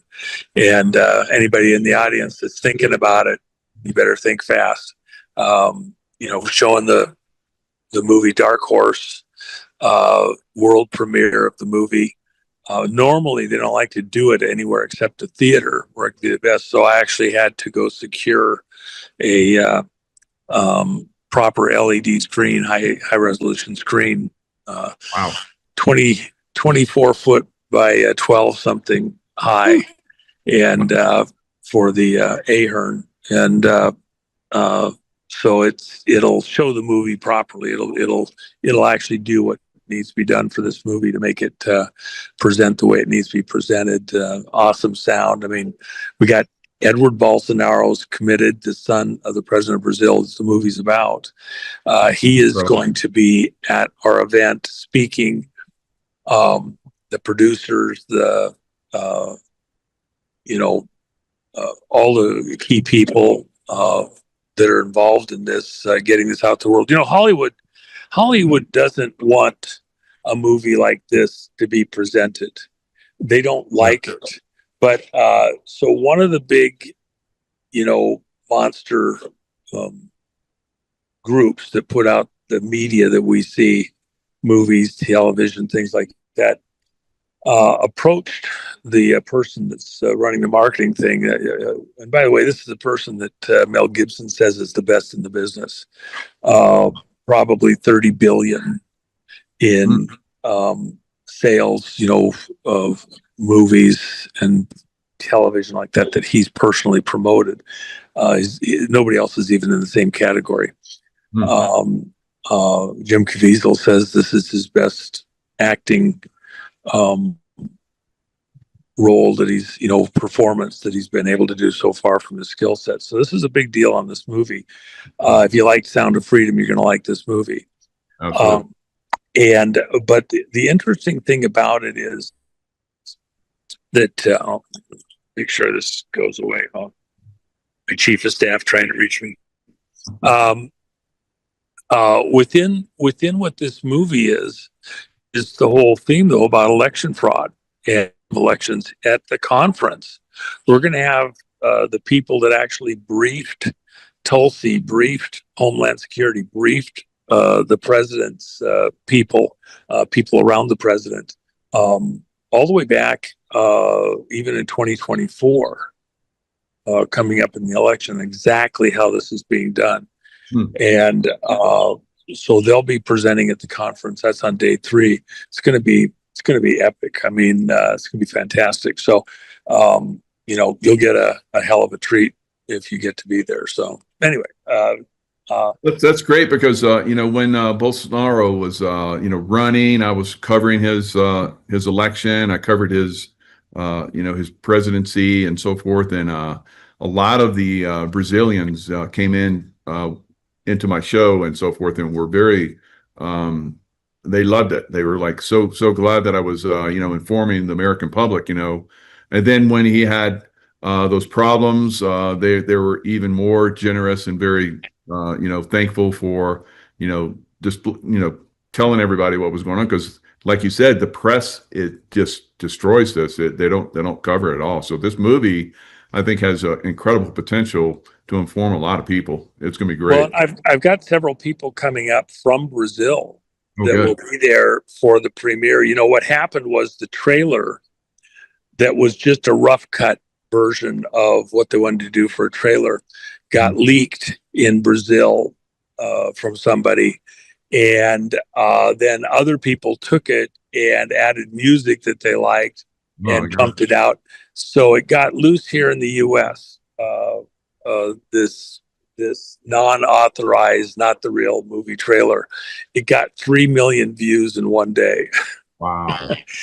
In Brazil, it's had 30 million views in like a week. And so it's like, oh my God. And it's not even the official one. So that kind of gives you a zone of how much people are anticipating this. And by the way, we tried to pull that um, uh, trailer that's not the real trailer down. I asked people that had put it out if you just pull back. We'll have probably the official trailer within the next couple of days, and part of the reason that's actually important. There's music that was scored for this movie that's beautiful. Mm. The music that these people put out on the non-official version is beautiful. There's no, it was a very good choice. So the people that did it had their heart in the right place. So I'm not throwing any stones at them. They didn't really know what was going on, that this was just a leaked version or whatever. But the people that did the music side, that they want to promote, they don't want people thinking that that's the correct music that goes with the real movie. And then the other thing is, uh, uh, if you remember back to Sound of Freedom, Mm-hmm. the version that I showed in Vegas and then other places around the country with Jim and like that, that was the director's cut. Mel Gibson took what they had and then did the cut that he believed was correct for the movie. That's what people saw in Vegas. It was amazing. When they did the one that was released out to the public, it was 14 minutes shorter. And yes, I get it. They tighten things up here and there and stuff like that. I personally preferred the director's cut. It was just that I didn't mind the extra length. They wanted to make it work for theater owners and timing, and it's very regimented like that. And so they did that from an industry standpoint. It wasn't my favorite version. That extra 14 minutes gives you all sorts of little details that you actually need, as far as I'm concerned. So then you have to view what we're going to see with Dark Horse is the editor's cut, the director's cut, I should say. We'll have the directors there. There's directors of different parts of what goes together in a movie and producers. And so they're going to be there and they'll explain some of their thoughts before and after. Edward Bolsonaro, all these other things. Yeah, it's going to be amazing. So, and look, I found one of the Democrats hiding behind the dumpster. Oh my gosh, he thought he could get away with it. Yeah, right. Hide in a snowsuit in the middle of summer. Hello. Sheesh. These guys, sneaky, man. I'm talking sneaky. Joe Biden would be proud. Yeah. Yeah. Instead of Dark Horse, he has I love dark beer. Oh my gosh. Yeah, that's funny. Democrats hiding in plain sight. Anyway, and it's a clown. Yeah, it says it's a snow clown, not just any clown. It's a snow clown, man. Perfect. Anyway, just by the way, we have the coin, the Tina Peters coin, the classic, and when she's released, we're switching into the colorized version. So that's a limited run. When we get to the end of that, that's done. So that's only a few days away. If anybody's interested, that's going to be a lot of fun. And those are very reasonably priced. Oh yeah. When silver really takes off, you're going to look back and go, like, I have the coins that you initially came out with. I'm like, wow, those are way more. Well, remember, they're not, you look at the silver spot price, you can get junk silver, which is like only 75 or 80% silver, even the stuff pre-64. Yeah. But these are,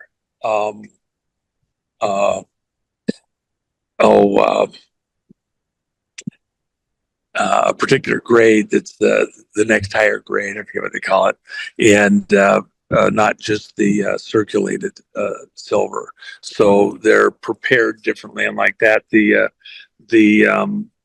ones, the double eagles of the treasury ones are priced at like 180 or 185 right now. Then you still have to pay shipping, and that is the same type of grade, the polish and all that, as what we have. We're $40 under that. So Uh, it's actually a great deal. And then the Treasury doesn't have them available. They say out That's of right. stock. They're unavailable. I just looked. I just did a show with my silver and gold guy, and I brought that up. Oh, they're And proof quality. Proof quality is what it's called. Go ahead. Yeah. yeah, yeah. So I mean, your coins are like phenomenal. They're proof quality. They're beautiful coins. Well, the other thing They're that's fun packaged about really well, nice, really, really nice. the other thing that's really fun about them is that all of the coins are part of kind of a story about this era and time. People get trinkets, they get hats and shirts and all sorts of things. But 10, 20, 30 years from now, when the kids are around and they're asking, what was it like? What was it all about? What were the key things?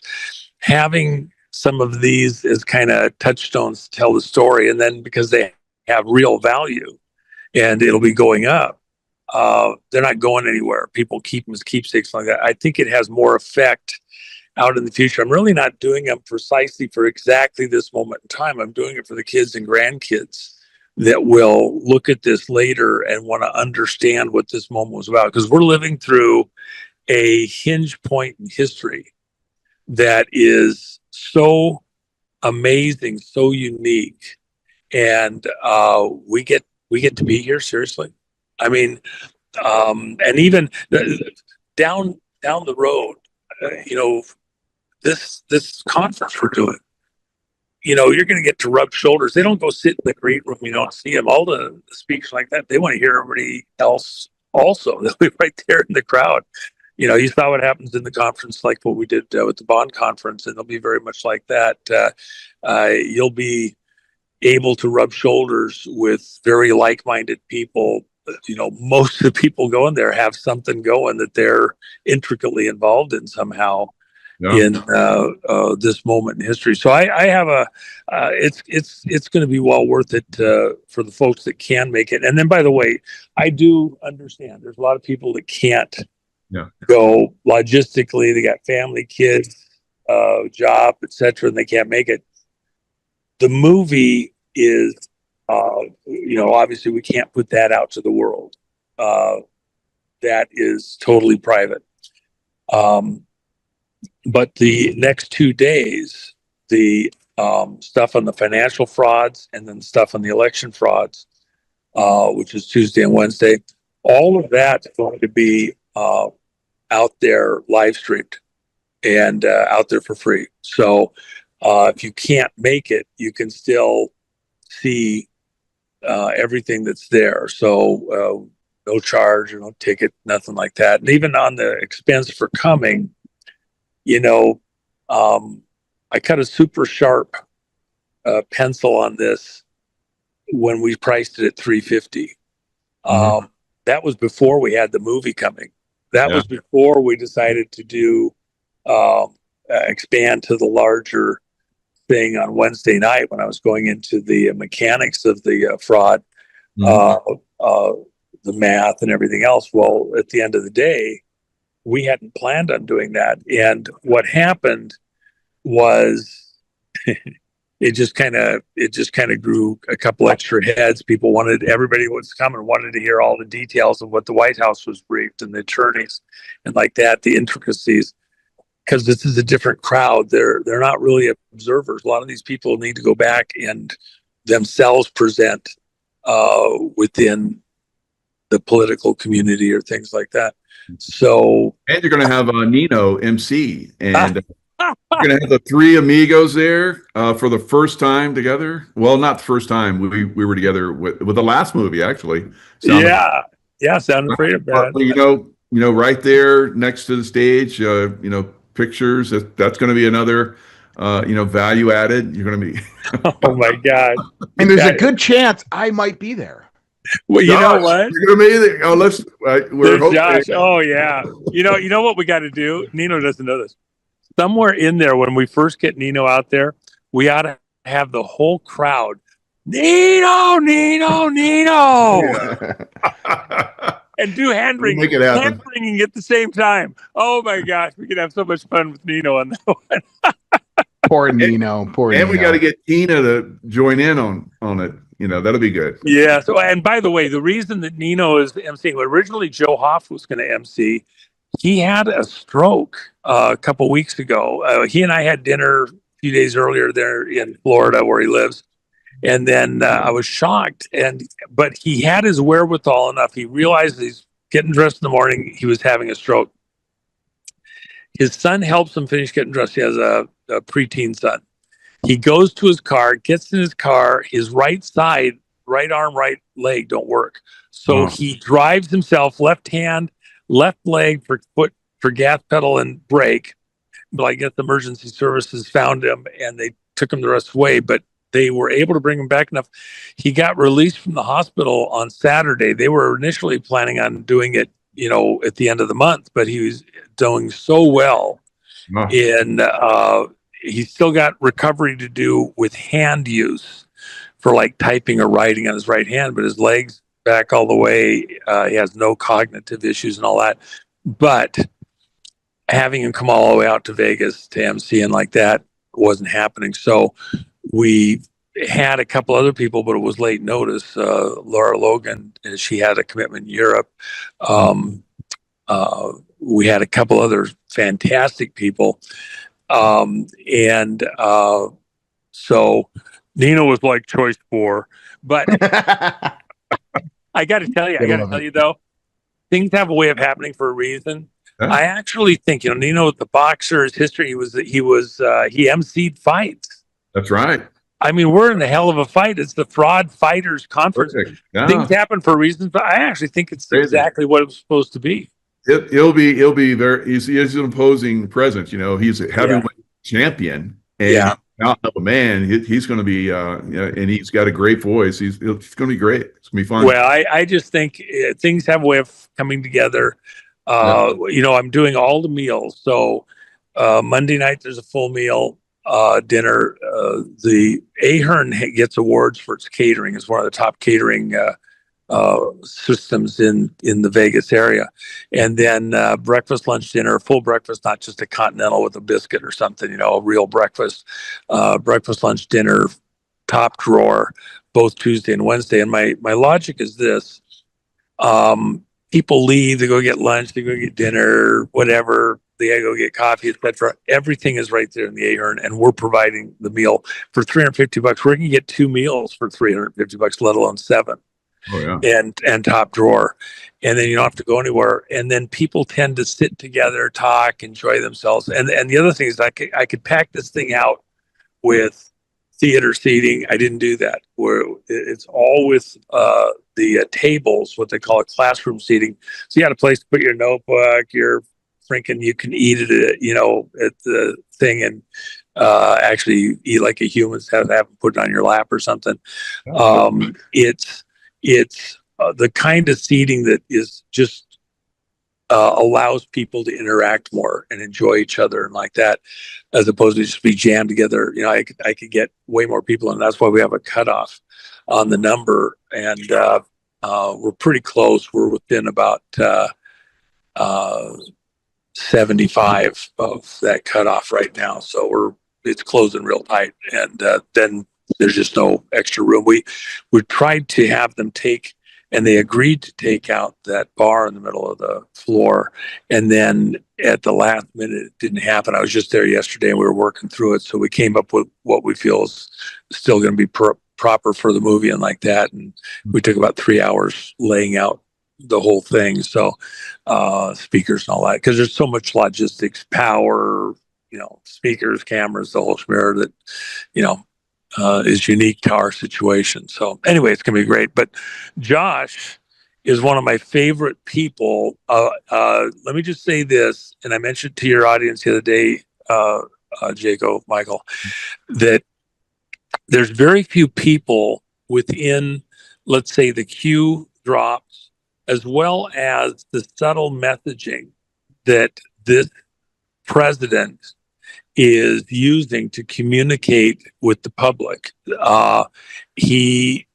They put subtle messaging in to brand certain things. If you're paying attention, it's like what happens in the intelligence services.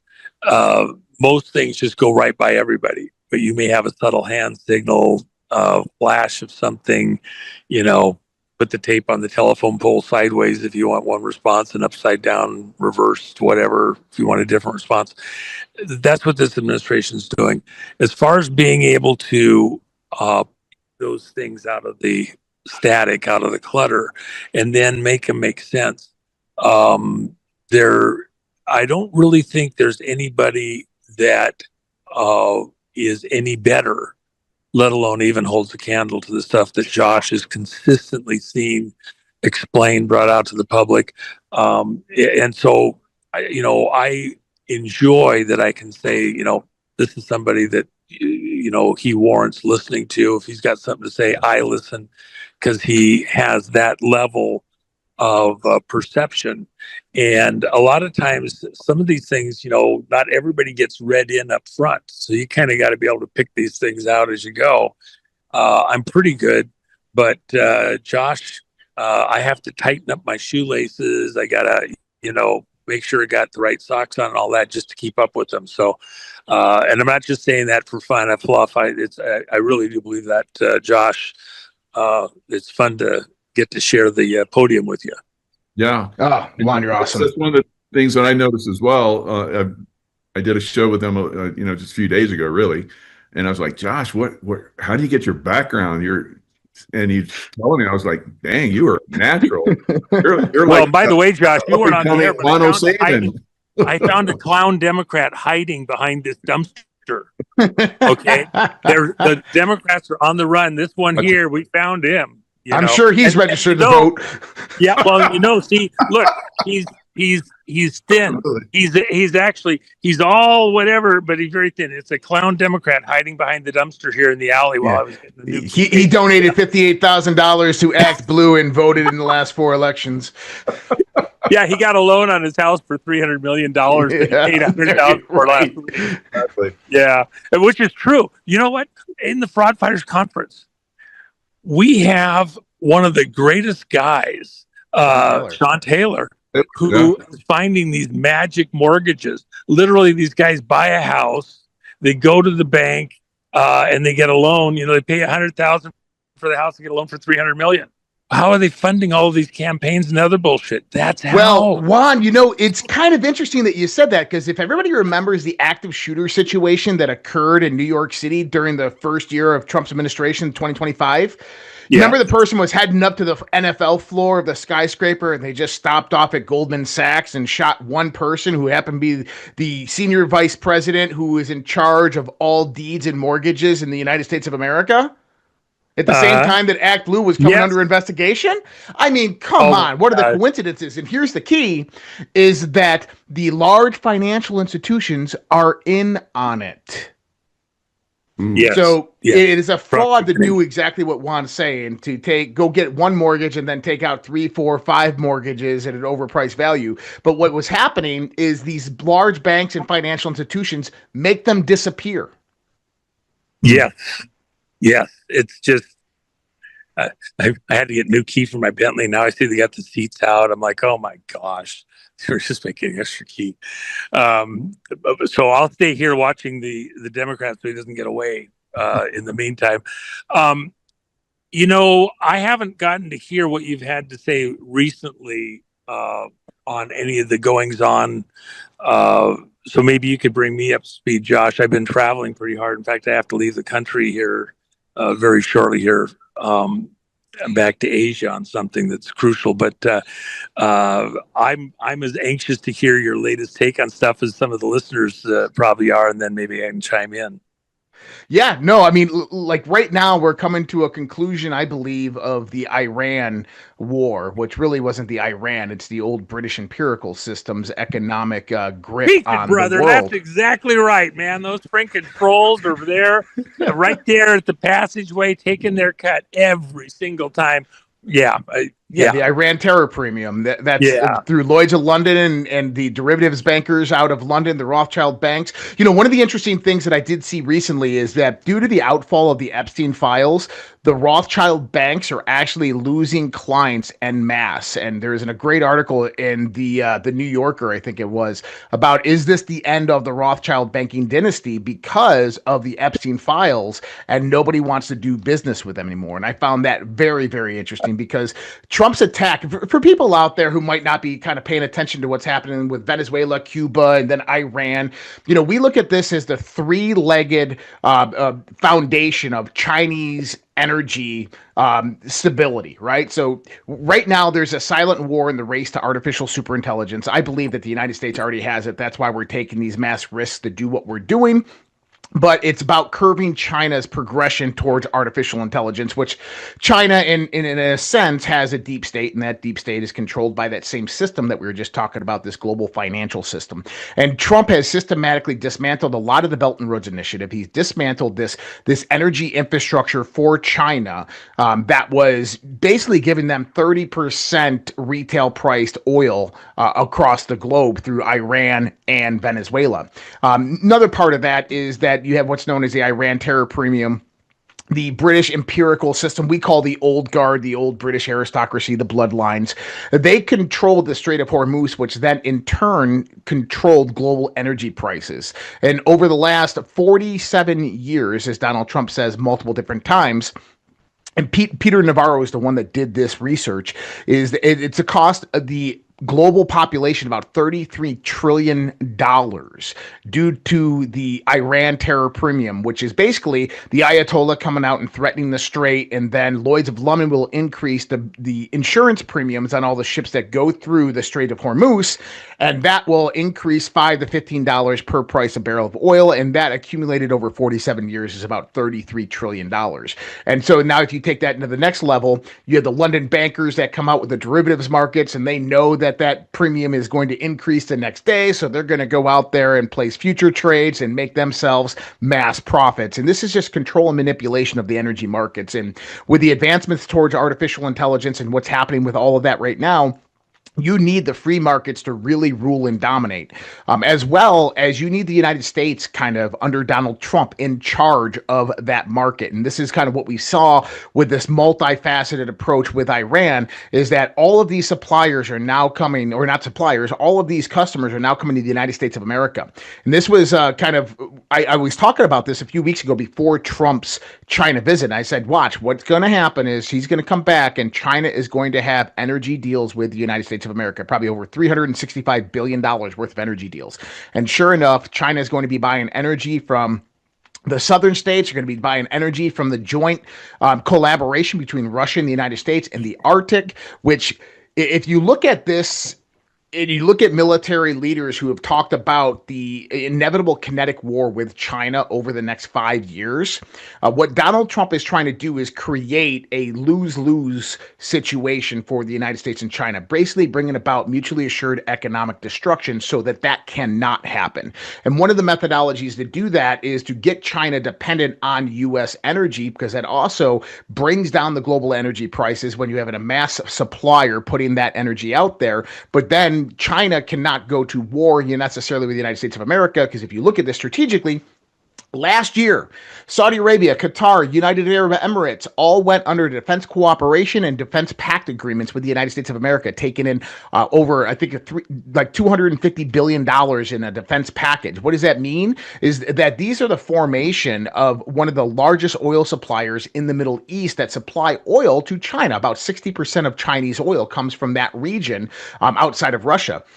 So Donald Trump has that. Then you got China buying U.S. and Russian oil next. So what does this do? If China ever went into Taiwan or ever incurred a war on the United States of America, he can sanction them through proxy through the Middle East. He can go out there and cut off their supply through the United States. He can shut down, because this is one of the greatest things that he did here with Iran. He shut down the Strait of Hormuz. I think that this is like 32 miles long strait, okay? And he shut it down with the United States Navy with ease. What was that a signal to? That was a signal to Xi Jinping and China about the Strait of Malacca. If you don't know where the Strait of Malacca is over there, Malaysia and Indonesia, that is where all that supply chain for China, all of their food, all of their grain, all of their cattle, all of their oil, they have to flow through there up into China. And that is only about 3.7 miles wide. So if Donald Trump can shut down the Strait of Hormuz, he can shut down the Strait of Malacca. So these are kind of like pre-warning stages that are being placed.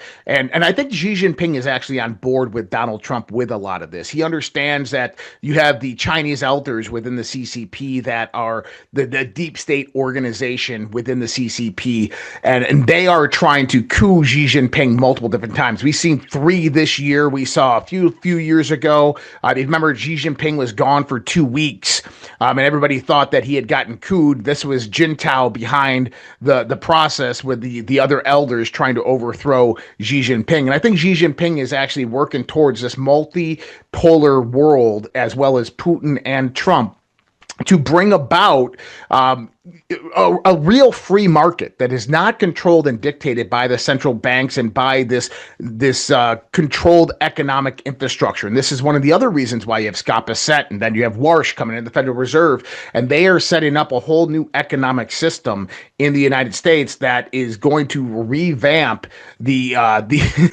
the international systems. But right now, what we have is Todd Blanche over there, Blanchet over there at the DOJ, absolutely a wrecking ball. We have the first indictments coming out from Fort Pierce, Florida, with Jason Quinones, Redding Quinones over there against Raul Castro. That's another important part of all of this.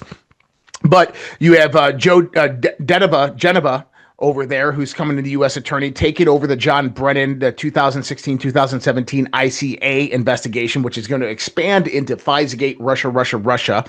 You have multiple different grand juries formed right now in Georgia, Arizona, and I've heard there is some in Colorado, Pennsylvania, and Wisconsin. I know Wisconsin for sure. Yesterday, a friend of mine told me that the feds had went in and they were visiting all of the election officials in various different counties throughout Wisconsin trying to subpoena records. And so that was verified with eyes on for that. So we have these grand juries that are all forming about all of this. So what do you have is you have the perfect storm brewing right now. Trump said it's no longer the calm before the storm. We are in the midst of the storm. And what you have right now is you have all of these grand juries that are forming with timing being precise, I believe, right before the midterms. You have Democrats and Republican rhinos and deep staters that are being primary, that are resigning, that are no longer seeking re-election. We called this and said this exactly was going to happen right before the midterm elections. You have most likely accountability and indictments that are going to happen around late July, August timeframe, maybe even into September.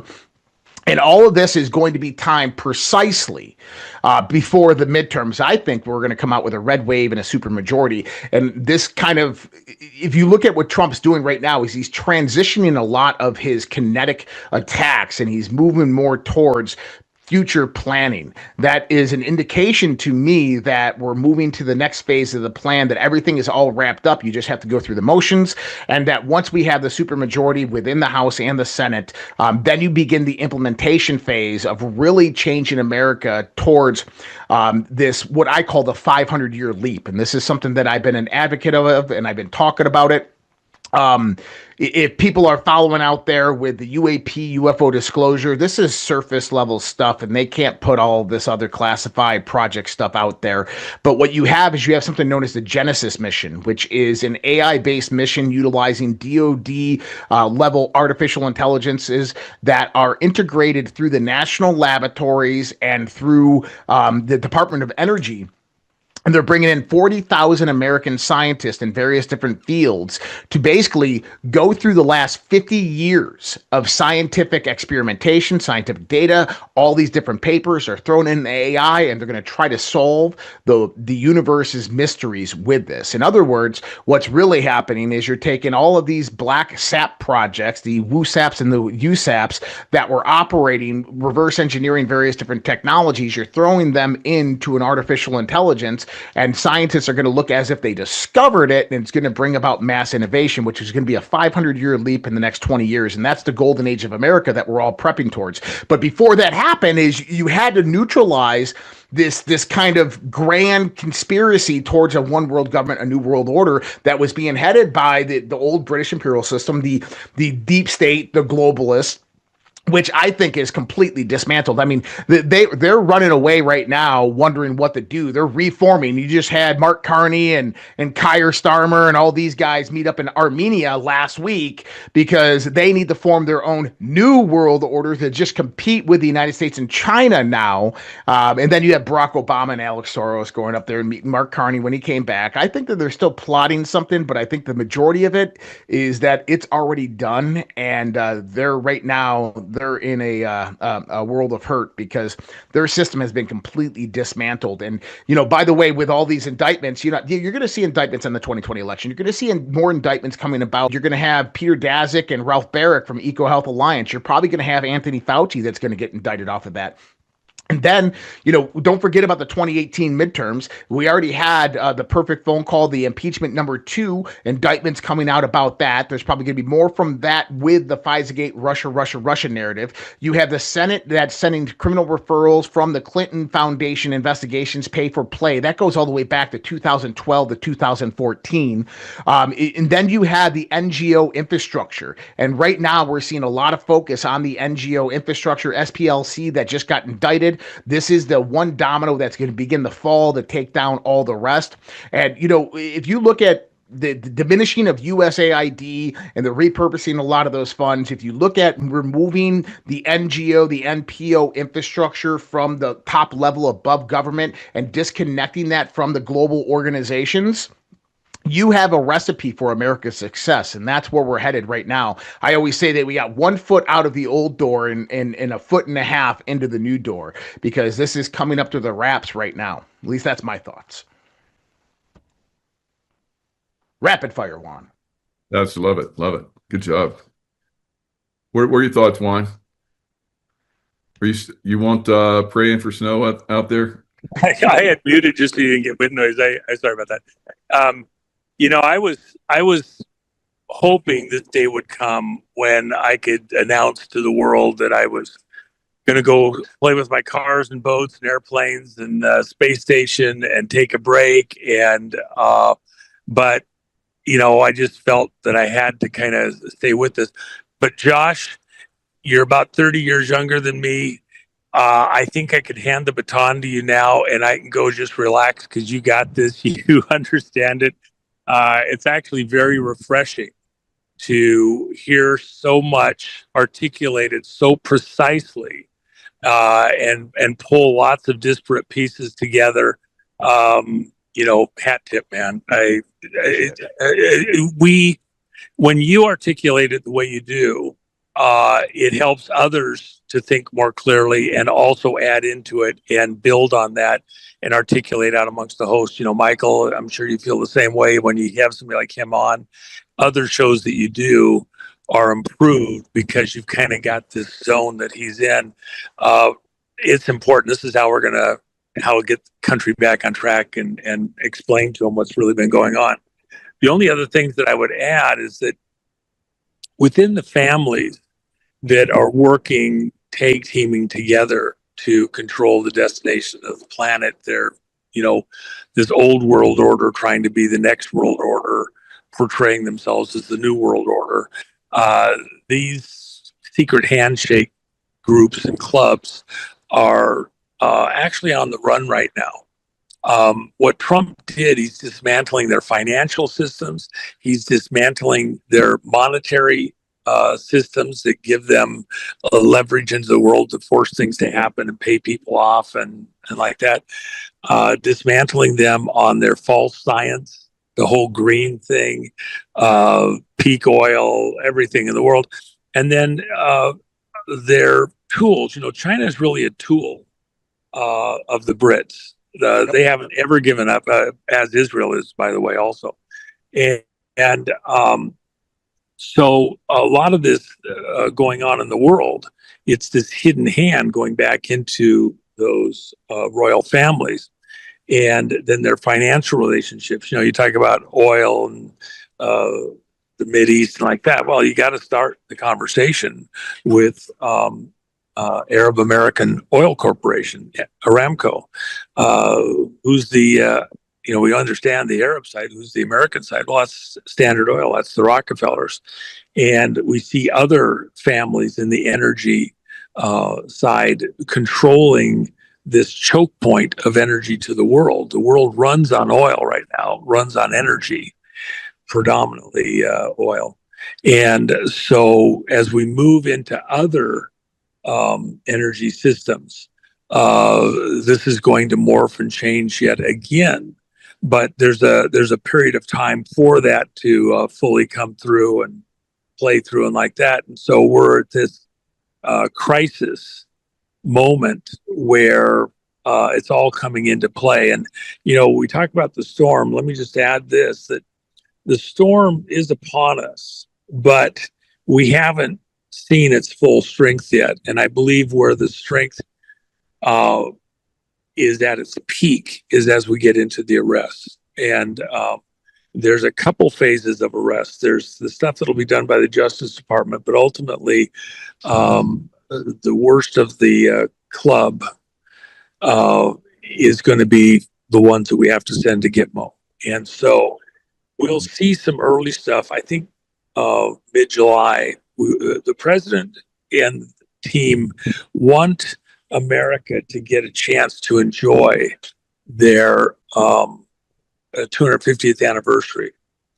But as soon as we get past that, a few days to get home and relax, mid-July, I think it's on. We'll see just wave after wave of actions at the Justice Department, including arrests and disclosures, setting the stage for the bigger stuff, which comes further into the fall. And in the context of these coming elections, the frauds in the primaries, et cetera. And of course, a lot of that stuff that'll be discussed during the conference that I have here in mid-June. So I'm glad to hear that you're going to make it because, Josh, there's a lot of people that need to hear you precisely and that I want to introduce you to. And it really is about networking at the event to get you on other shows where folks may not be aware of your work and like that. And I'm looking forward to, making those introductions. So be there, be square. That's right. That's right.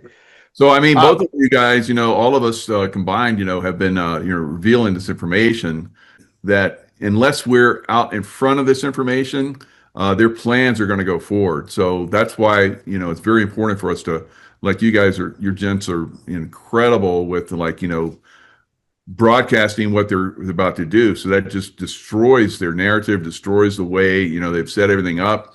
Now, while we're doing this show, we have Nino and Sean Taylor are talking about arrest incoming. So this is more example of all of us combined are really hammering away at them and destroying their narratives. And that's one of the reasons why they're going to be arrested, because we destroy their narratives, we destroy the way they've created their money over time. We've taken it away from them. So outstanding. Good job. Yeah. Well, they're illusion. Yeah, go ahead. I'm sorry, Josh. Yeah. Look at the serendipitous beauty of this. July 4th, 2026 is the 250th anniversary of the day that our founding fathers declared independence from the British imperial system. Now, what happened after that? A war occurred, a revolution occurred. Donald Trump is holding off on the timing of the accountability and the arrest until after that date because it becomes revolutionary symbolically within the time frame and the date. And, I've had a lot of conversations with people. I was at an event in Nashville a few weeks ago. And I went outside and I'm talking to this lady who wasn't at the event, and she's like, I voted for Trump and I'm mad because I don't know what's going on, and why can't he just be transparent, and why is he doing this? Why Iran? Why all this? And I said, look, and I explained to her a lot of what we just talked about. And she goes, well, why doesn't he just come out and say that? And I said, because you can't tell the people, you have to show them. Yeah. And that's the truth in the matter is Donald Trump is showing everybody the truth of the world right now. Well, most of the people that are naysayers they're not strategists. They don't have that background. They're not holding it against them. But so much of what's occurring here, you got, the gas station attendant going to tell us how to run the free markets and how to deal with royalty and all those secret handshake clubs. Really, take a deep breath. You know, these are pros. They're really doing a great job. You can find fault all you want on nuances and technique and things like that. But think of any other leader that we've had or somebody else out in the world, just anywhere, who would have the wherewithal, the stamina, the family to back him up to do what Trump has done. It's that New Yorker, businessman, not taking any guff from anybody and working the deal and all that makes this all possible. And if you had somebody that was any less stamina, focus, resolve, they'd have folded a long time ago under all the pressure. And so I think that, we're being very well served. It may not be clear yet, but down the road, we're going to have a chance to look back and reflect on all these things and realize just how amazing this moment in time was. And by the way, Trump was invited to run. Who invited him? It's not just Trump. And a lot of the work that was done to try and figure out how do we unwind this mess? How do we get the world back on course and take it back from these monsters? That was years and years, tens of years of gaming out prior work and failures to get to this moment in time. Prayer required. Nobody's ever done and achieved what we're trying to achieve here, but the threat, the risk to the world, to all of us, is so great now because with AI, with other choke points that are being created outside the normal election system for a world order, unelected leaders taking control of the world where the ones you elect don't actually have control because they're being managed by families and business relationships and groups, not one or 10, 50, 100 different organizations that are all working in lockstep. They're really hidden families trying to take control of the world for the next 1,000 years, right? And we have this moment to recapture control of the planet for the people. And by the way, America, like it or not, we're the big dog. There's nobody else that can come and do what we're doing. And Trump is the guy that's at the front of that pack.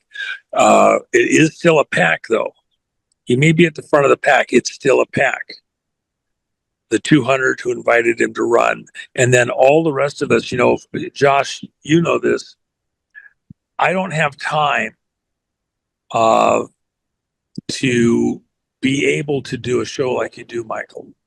And to go through all the mechanics, have the guests.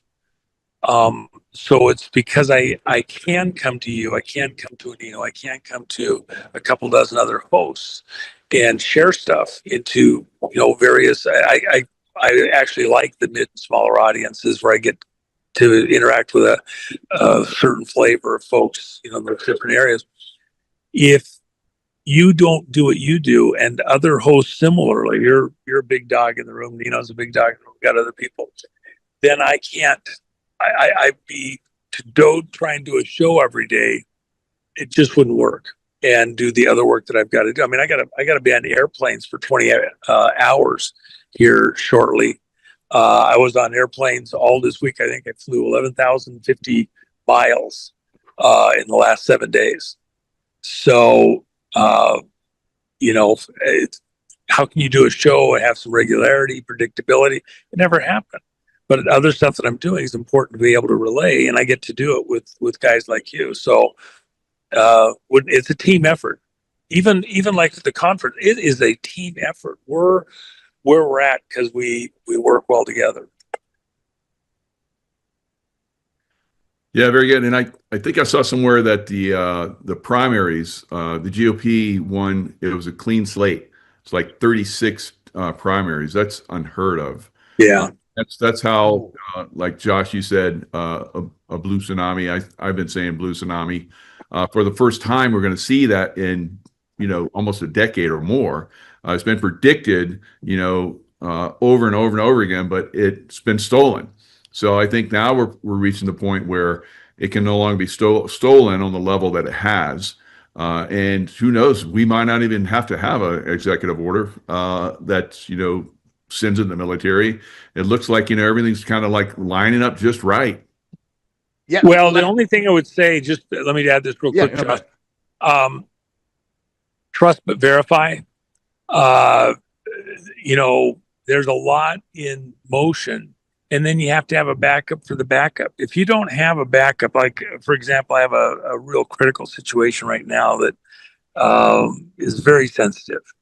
And so we got worked out the basics of a primary, fleshed it out, what has to happen. And then I says, okay, and now I need the backup. Here's the backup. And I says, this is what I propose. And came to some consensus within the group. And then I have one further backup, because there better be a backup for the backup. Things can go weird. We do not have the option of not getting it right. So anyway, so that's so when we say election, okay, we might have it sorted out. Then again, anything happens, hey, they got weather machines now, right? You got these Democrat snow clowns out there. They're thin as can be. But what are they praying for? They're praying for snow, man. They're praying for snow. Something that we just don't see coming. Pray for snow, right? They want something that will get them out of this corner that they're in. And who knows that they can't pull something off. You better have a backup for the backup. Yeah. If you got to do a full stop on the vote, if something happens, you can get other people in there, because there's a lot of stolen primaries already happened in the country. Let's see how it plays out. People think that everything is exactly regimented. The next thing. No, they make a move, we make a move. There have to be options for the next moves, depending on how this whole thing breaks out. And that's exactly what President Trump and the team are looking at. Anything goes sideways, unusual, they pull a rabbit out of the hat, then we have to be able to respond to it, react to it. So it's going in a good direction this second, far from over. Correct. 100% agree with you, Juan. And for everybody who maybe has a bad memory, go back to 2020. The preparations for the 2020 election were made all the way back to 2018. Why did George Soros go out there and fund the attorney generals and the secretary of states of various different states? Because he knew they were going to be the decision makers that were going to implement mail-in voting protocols, and bought Mologic and bought various other biopharma companies that were doing research on zoological viruses. And here's the thing is, if they were going to release a bioweapon on the world for the 2020 election to regain power, what will they do to sustain survivability? Because that's what they're fighting for right now, is to survive. But the interesting thing is when we look at everything that's happened, Act Blue under investigation. Here's some numbers for you. The RNC currently has $123.9 million of cash on hand. The DNC, $14.4 million, with $17.5 million of debt. You just had Governor Mills of Maine drop out of a race because she has no money. So this is really, really important. They're not raising any money. They have no money coming in. Then Donald Trump's victory over the last 2 days, getting Cassidy primaried, getting Massey primaried, you going in and he's endorsing Ken Paxton. This is huge, because what it's doing is it's taking down the rhino establishment within the Senate, as well as various different sleepers in Congress. So that's clearing the field. But looking at all of his endorsements, and they rose up and they all won, that is so huge, because it's telling all the FAGA out there, the fake MAGA, and all the anti-American firsters who basically disloyal Donald Trump and left, and it just gave them a big F you in their face to all of this, because the truth is it's quite the opposite. Now, going into election integrity and infrastructure, DNI Tulsi Gabbard is leading the Integrity and Infrastructure Task Force. This is what caused the raid in Puerto Rico that got the Dominion machines, saw the compromise of them, that got the grand jury in Georgia and Fulton County and had the FBI raid. That's why Tulsi was there, because there is foreign interference within those elections. This is why we have the grand jury that's formed in Arizona looking in the Maricopa County. We have one in Wisconsin. We know this. What's going to happen is there's going to be a report that comes out from this probably mid-summer time frame.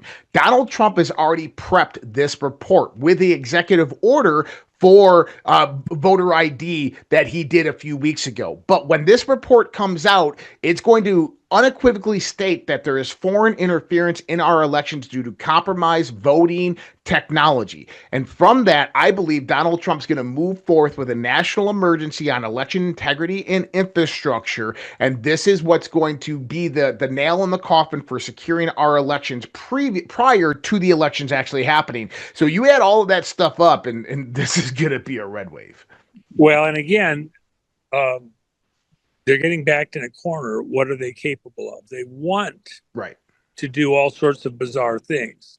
But remember, Trump, they were going to use gangs. There were going to be doors getting kicked in. People were talking about how we're going to be door to door, street to street, Civil War style fight here in the country over Trump's policies if he got into office. What did he do? In the first minutes after he became president, I had people that were texting me, "Hey, I just got orders. I've got a report." What did they end up doing? They're going out picking up all the gang members, the leaders, and they got decapitated in the gangs. And then those guys talked and told us where stuff was at. We went out and did some arrests, seizures, things like that, and kind of neutered that gang threat in large measure. Is there other stuff that they have still going? Look what we did Venezuela and Honduras and things like that. We've still got threats out there. The nuke stuff all summer. Restored Republic via GCR. Judy note: the Supreme Court has abolished income tax. The recently exposed SCOTUS case number 24-1791 decided on July 2, 2025 confirmed that 4 of the 36 states that allegedly ratified the tax amendment submitted documents with material alterations to the text. Under Article V of the Constitution, the ratification became void. That meant that the IRS has been collecting taxes under an amendment that has not legally existed for 113 years. The SCOTUS ruled replacement revenue system called for a 14% flat consumption tax exempting food, medicine, housing and education. Why isn't this being reported in the mainstream media? Perhaps for the same reason other crimes of the cabal and their 1913 takeover of our global financial system never hit the news. And, the biggest of all crime of the deep state cabal was on the horizon. The deep state cabal World Economic Forum's Klaus Schwab recently proudly admitted, the world will no longer be run by superpowers like America, it will be run by the World Economic Forum and its stakeholders, BlackRock, Bill Gates and the rest of the global elite. The US has functioned on a fiat dollar since at least 2008, and the financial system was going off a cliff, which was exactly what the privately owned by the deep state cabal IRS and Federal Reserve wanted. They were attempting to create a central bank digital currency. Such would give the federal government absolute control over your money. Just one of their many crimes. Back on August 8, 2023 at 6:37 a.m. the deep state cabal was believed to have partnered with the Chinese Communist Party and used NORAD 555,836 direct energy weapon lasers to burn the traditional Kingdom of Hawaii capital of Lahaina, Maui to the ground. The resulting fires were the most devastating mass casualty events in the Hawaii state history. Now 3 years later thousands remain homeless. A year later in 2024 the aftermath of Hurricane Helene in North Carolina confirmed FEMA crimes. Agents for the Federal Disaster Relief Agency FEMA didn't arrive for a week after the hurricane hit, and then not only neglected to start saving stranded victims, but confiscated donations, refused delivery of critical supplies, arrested or threatened to arrest people wanting to help and who were making rescues on their own. The above were only a few of the crimes committed by the privately owned U.S.-incorporated corporation. Trump and his global military alliance was now doing something about it. As Commander-in-Chief of the Worldwide Military Alliance, President Trump has announced activation of NESARA/JSARA, plus also activated his wartime powers to deploy the U.S. military and a coalition of 300,000 troops worldwide to make mass arrests of treasonous global elites, Tier 4B ISO 20022 on Telegram. Expect worldwide emergency alerts, blackouts and 10 days of communication darkness. Be prepared. Friday, October 4, 2024 Byington bombshell report, FEMA refusing to save victims, accept critical supplies and confiscating donations for Hurricane Helene victims. In the aftermath of Hurricane Helene there was something very strange, and actually scary, going on in North Carolina. Agents for the Federal Disaster Relief Agency FEMA didn't arrive for a week after the hurricane hit, and then not only neglected to start saving stranded victims, but confiscated donations, refused delivery of critical supplies, arrested or threatened to arrest people wanting to help and who were making rescues on their own. As of this writing, government authorities were still grounding military helicopters and wouldn't give them an okay to fly.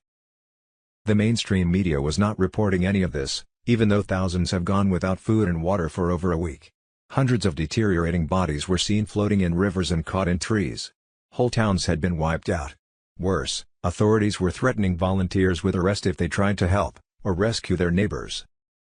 The scene was reminiscent of 2023 Maui and 2018 Paradise, California. Even in vehicles trying to escape. In all three disasters FEMA was not there to supply aid, give help and comfort to the victims, but appeared to have a sole mission to take advantage of victims, clean up their bodies and take possession of their land.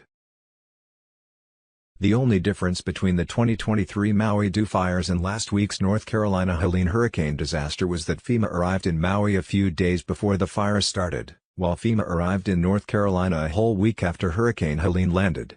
A little suspicious either way for what was supposed to be a federal disaster relief agency, don't you think? Just like in Maui, FEMA did move at some point into the disaster areas, although apparently not to supply aid, help and comfort to the victims, but with a seemingly sole mission to take advantage of victims.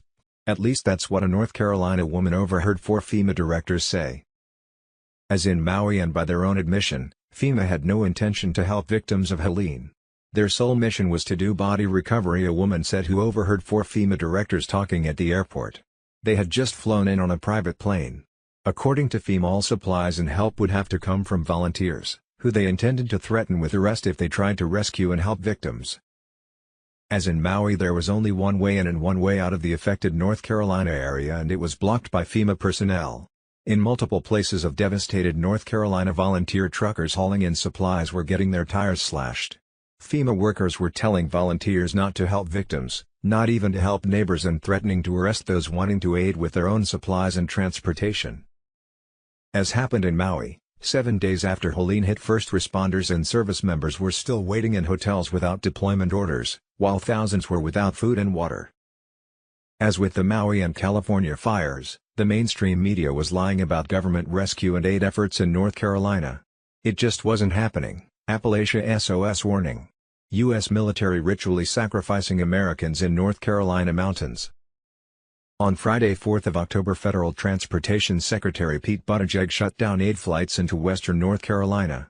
The FAA won't allow anyone not approved by the state to fly in aid, and pilots complained that they were being very uncooperative when they applied to do so. At least 6 licensed pilots from Virginia loaded with supplies have been turned down permission to fly in the aid. Even Asheville police were threatening victims with arrest for trying to save their own belongings, which at this moment were likely being stolen by FEMA personnel. After all, that's what FEMA personnel are trained to do, as they did in Maui, Paradise, during Hurricane Katrina, and any other disaster where they have been called in to help. The Biden-Harris administration reportedly arrested a man for flying a helicopter loaded with supplies for the victims of Hurricane Helene. Elon Musk said that SpaceX engineers were trying to deliver Starlink terminals and supplies to devastated areas in North Carolina right now, and FEMA was not only failing to help, but wouldn't let others help. On Friday, 4th of October, Glenn Beck went to North Carolina, talked to a lone FEMA crew there and confirmed the same. On orders from above, they were doing absolutely nothing to help victims. This is unconscionable. They just took this video a few hours ago, where you can see the level of devastation: roads, houses, electricity, water supply and ground internet connections completely destroyed. FEMA wouldn't let them land to deliver critical supplies. An inhabitant of Asheville, North Carolina, determined that Helene was man-made. HAARP caused Helene to keep its eyeball hundreds of miles inland and caused the river to increase its depth by 30 feet, which caused all that flooding. She claimed it was a land grab for the lithium and quartz mining for the computer chips. On August 8, 2023 at 6:37 a.m. the deep state cabal was believed to have partnered with the Chinese Communist Party and used NORAD 555,836 direct energy weapon lasers to burn the traditional Kingdom of Hawaii capital of Lahaina, Maui to the ground. The resulting fires were the most devastating mass casualty events in the Hawaii state history. The cabal's plan was to replace Lahaina with their own smart city where they had complete control over the population. You see, Native Hawaiians were planning on breaking away from the United States and becoming their own sovereign Kingdom of Hawaii nation again, and no longer have to pay taxes to the cabal. The inhabitant of Asheville, North Carolina claimed that like Maui, the crazy community governmental seat agreed to have Asheville be slated for a smart city. Then she noted that Asheville residents don't want that. They want to live simply and enjoy nature. The trees downed in the Biltmore forests are a travesty. In North Carolina the goal appeared to be to take over 3 mines and the richest supply of lithium in the world for batteries and the purest quartz in the world for the $530 billion microchip industry. As in Maui and Paradise, California after the fires, people in Asheville, North Carolina were getting non-stop offers to sell their discounted now worthless property for cash. Interestingly enough, the cabal's BlackRock just signed a $90 million contract for a lithium mine in the very same North Carolina area that was hit by Hurricane Helene, the very same area that was immediately cordoned off after the disaster and made inaccessible to people, the very same area that contained 3 mines full of the richest supply of lithium in the world for batteries and the purest quartz in the world for the $530 billion microchip industry. It's hard to stomach that even after Katrina, Paradise, and Maui, the cabal got away with it again. Last September FEMA Director Deanne Criswell was arrested by U.S. Marines. White hats were holding her accountable for crimes FEMA personnel committed against innocent civilians, and for the Maui fires and massacres of 2023 who perished fighting FEMA brigades. Captured. FEMA Director Deanne Criswell. In Maui every day since the 2023 devastating fires, the Kingdom of Akua Foundation Native Hawaiian volunteers have provided 3 meals a day to the victims from private donations and out of their own pockets. Long ago FEMA, of course, had cut back their funding for Maui victims, just as they promised little or none for Helene victims, and none hereafter for any American victim of disaster. The privately owned Biden/Harris U.S. Incorporated administration was officially broke. It has spent all our taxpayer monies, while money laundering a good percentage back to themselves, on their Nazi cabal-friendly countries like Israel and Ukraine and on illegal immigrants so they could steal the 2024 election and keep themselves in power.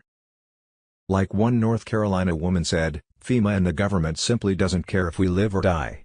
New bombshell allegations from FEMA whistleblowers have confirmed why the federal government's response to Hurricane Helene has been so horrendous.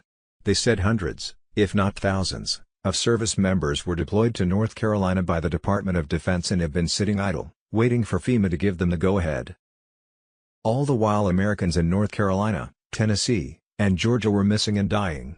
The FEMA whistleblowers also said that the FEMA department has wasted and misappropriated funds in the wake of Helene, which was exacerbating the emergency. FEMA funds that were supposed to be used for Americans surviving emergencies were instead used by NGOs to buy airline tickets for migrants. America needed more heroes like Jimmy Finch, from Clarksville, Tennessee, who drove his personal barbecue rig 2 hours to a devastated Mayfield, Kentucky with as many hamburgers, hot dogs, sausages, soy patties, eggs, bread, etc. as he could and set up right in the middle of Mayfield. The sign on his truck says Lawn Care. Lawn Care. Not a millionaire's job, but this man's heart must be made of gold. He's going back tomorrow to feed more people, again. There's detailed info if you search his name.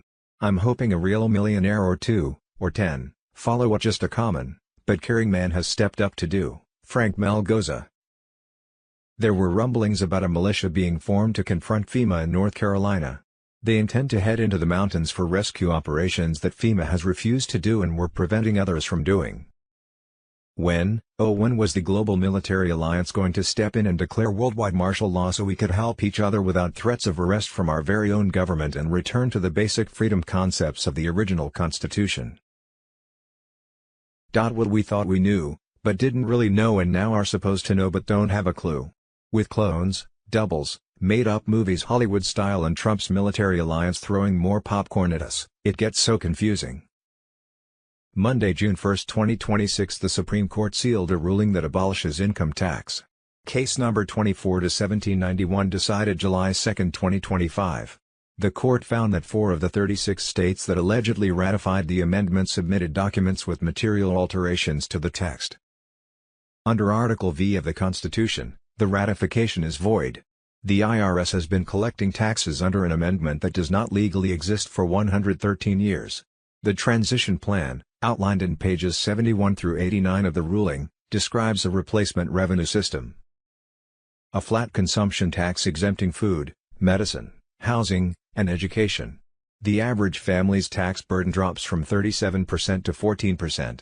The court gave the executive branch 180 days to prepare. That clock started 97 days ago. 83 days remain to Sunday 23rd of August, 2026. Monday, June 1, 2026. Fox News: there is now a 9 p.m. curfew in Newark, New Jersey as a result of Antifa left-wing anarchy and violence at ICE Newark NJ. Police fired back with tear gas. 2 hours of battle, dozens of canisters of tear gas, riot police using ballistic shields. By the end of the night, some protests setting fires. This was day 10. The curfew goes into effect 9 p.m. tonight, Monday, June 1, 2026.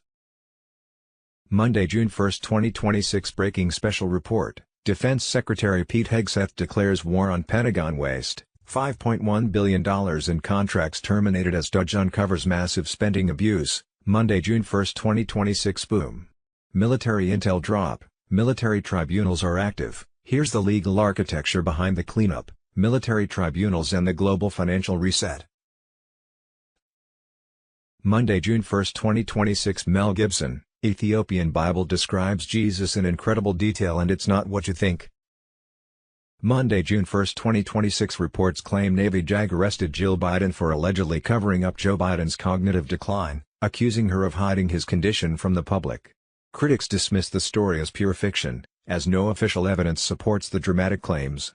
Who was running the White House? The White House on Telegram.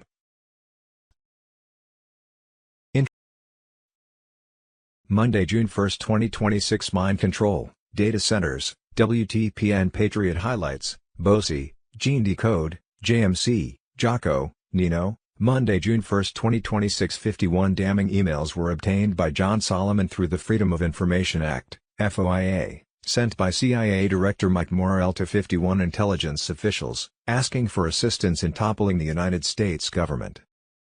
In a stunning exchange, CIA Director Mike Morrell turns to former CIA Director John Brennan and asks whether he would join in toppling the United States government during the November 3, 2020, election.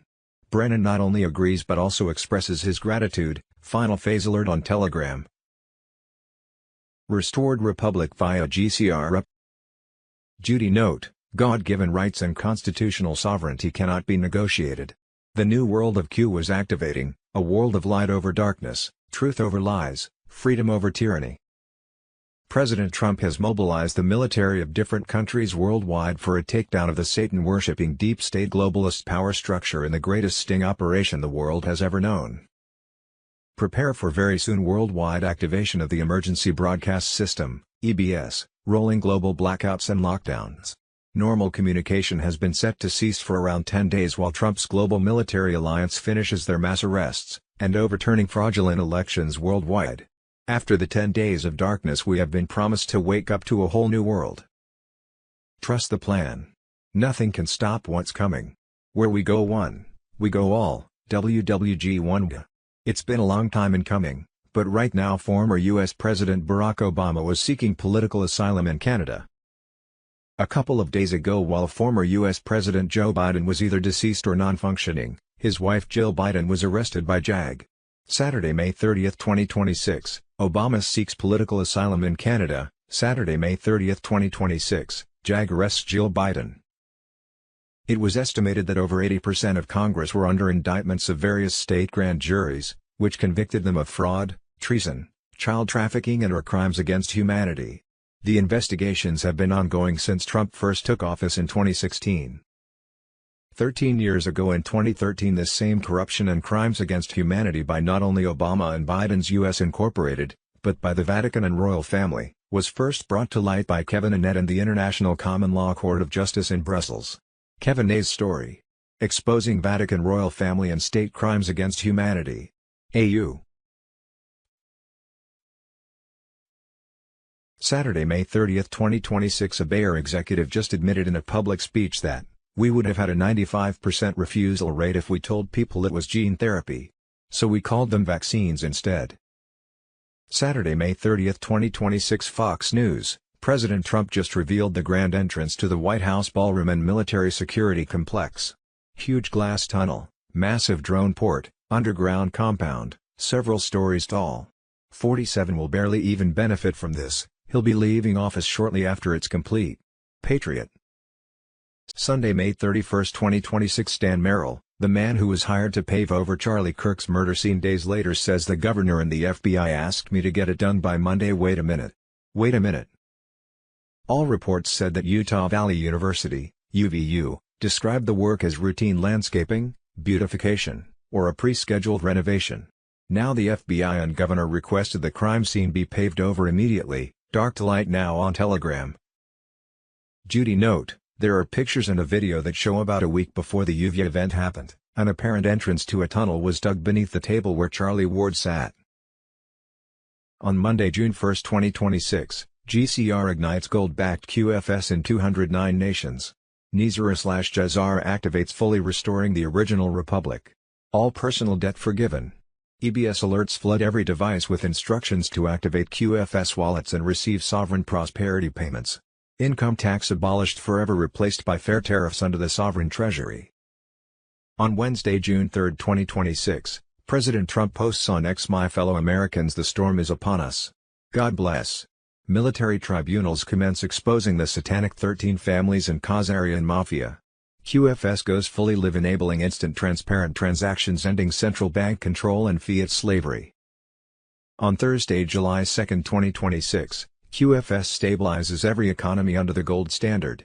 Final cabal remnants removed. Asset-backed currencies protect the people for generations. On Saturday, July 4, 2026, Trump's historic Independence Day event unveils the fully restored sovereign republic. QFS rebirth unites the world in prosperity and freedom. Patriots celebrate the Golden Age. WWG1, nothing stops this awakening now. Friday, May 29, 2026 marks, those who own Chinese railroad bonds might receive their funds this weekend. This was a necessary step before the RV was released as stated in the Gold Treaty. There were over 217 signatures on the Gold Treaty. On Monday, June 1, 2026, GCR ignites gold-backed QFS in 209 nations. Nizar/Jazar activates, fully restoring the original republic. All personal debt forgiven. On Wednesday, June 3, 2026, President Trump posts on X, "My fellow Americans, the storm is upon us. God bless." On Friday, June 5, 2026, massive Jazar wealth redistribution launches via QFS. ZIM bondholders and Tier 4B patriots receive historic abundance credits. Sunday, May 31, 2026, confirmed Intel Tier 4B is now in motion. IQD. VND.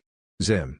No longer theory, now operational. Small blue diamond emoji, Tier 1, sovereigns and central banks, small blue diamond emoji, Tier 2, multinationals and trusts, small blue diamond emoji, Tier 3, pre-negotiated institutional capital, small blue diamond emoji, Tier 4B, private holders, activated.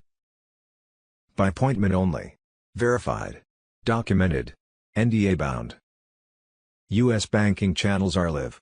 Private exchange centers are active. Security, identity, proof of funds, mandatory. Public screens show nothing by design. Internal systems show everything.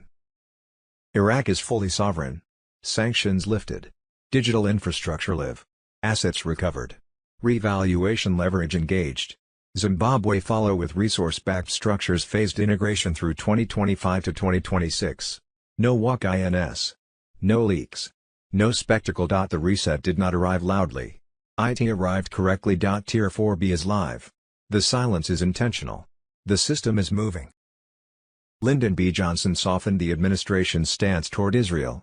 Demands for accountability faded. The confrontation ended.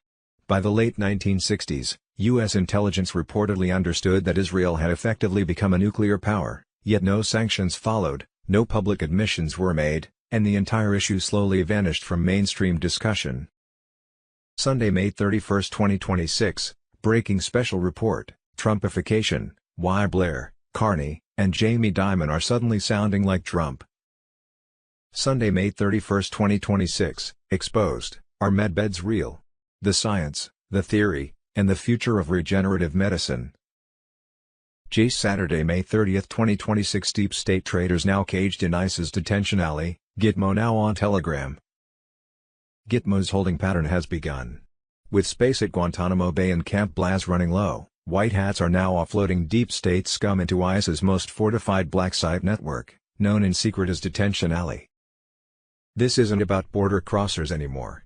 These 15 hardened detention centers scattered across Louisiana, Mississippi, and Texas, hidden for decades in isolated rural zones, are now being used for a very different kind of prisoner: deep state agents. Military-grade traitors. The ones who thought they were untouchable. Only 1,673 detainees currently sit inside cells that could hold 15,000. But that's changing fast. In early March, Defense Secretary Pete Hegseth and Homeland Security's Kristi Noem greenlit the use of ICE facilities to hold deep state trash temporarily until Gitmo cells open up. And yes, they'll pay for it. Their seized assets are already being used to fund their own detainment. The deep state is being hunted, bagged, shipped, and stored, until Gitmo is ready for the trials. This isn't slowing down. It's accelerating. No mercy. No delays. TikTok. Election fraud, Saturday, May 30, 2026, Georgia. Democrats lied about a water main break at the State Farm Arena in order to commit election fraud. They then pulled out suitcases filled with ballots, running the same stacks through machines all night until Biden stole the Georgia 2020 election. The entire fraud operation was caught on camera. Why aren't every single one of these people in prison? It was caught on camera. Saturday, May 30, 2026, Wisconsin, Florida. President Trump was ahead by 109,000 votes in the Wisconsin 2020 election when all of a sudden Biden received an instant 120,000-plus vote dump on Live TV. Which was so obvious of fraud that the news anchors laughed and didn't even know what to say. Then, in the Florida 2020 election, Trump magically drops 12,650 votes and Biden gains 17,842 votes in an instant on Live TV. The 2020 election was stolen right in front of your face. Saturday, May 30, 2026, Sidney Powell and election experts identified that the vote for Biden and other Democrats were 3% to 5% overall greater wherever Dominion machines were used. Pastor Bob Joyce, Elvis, on Telegram.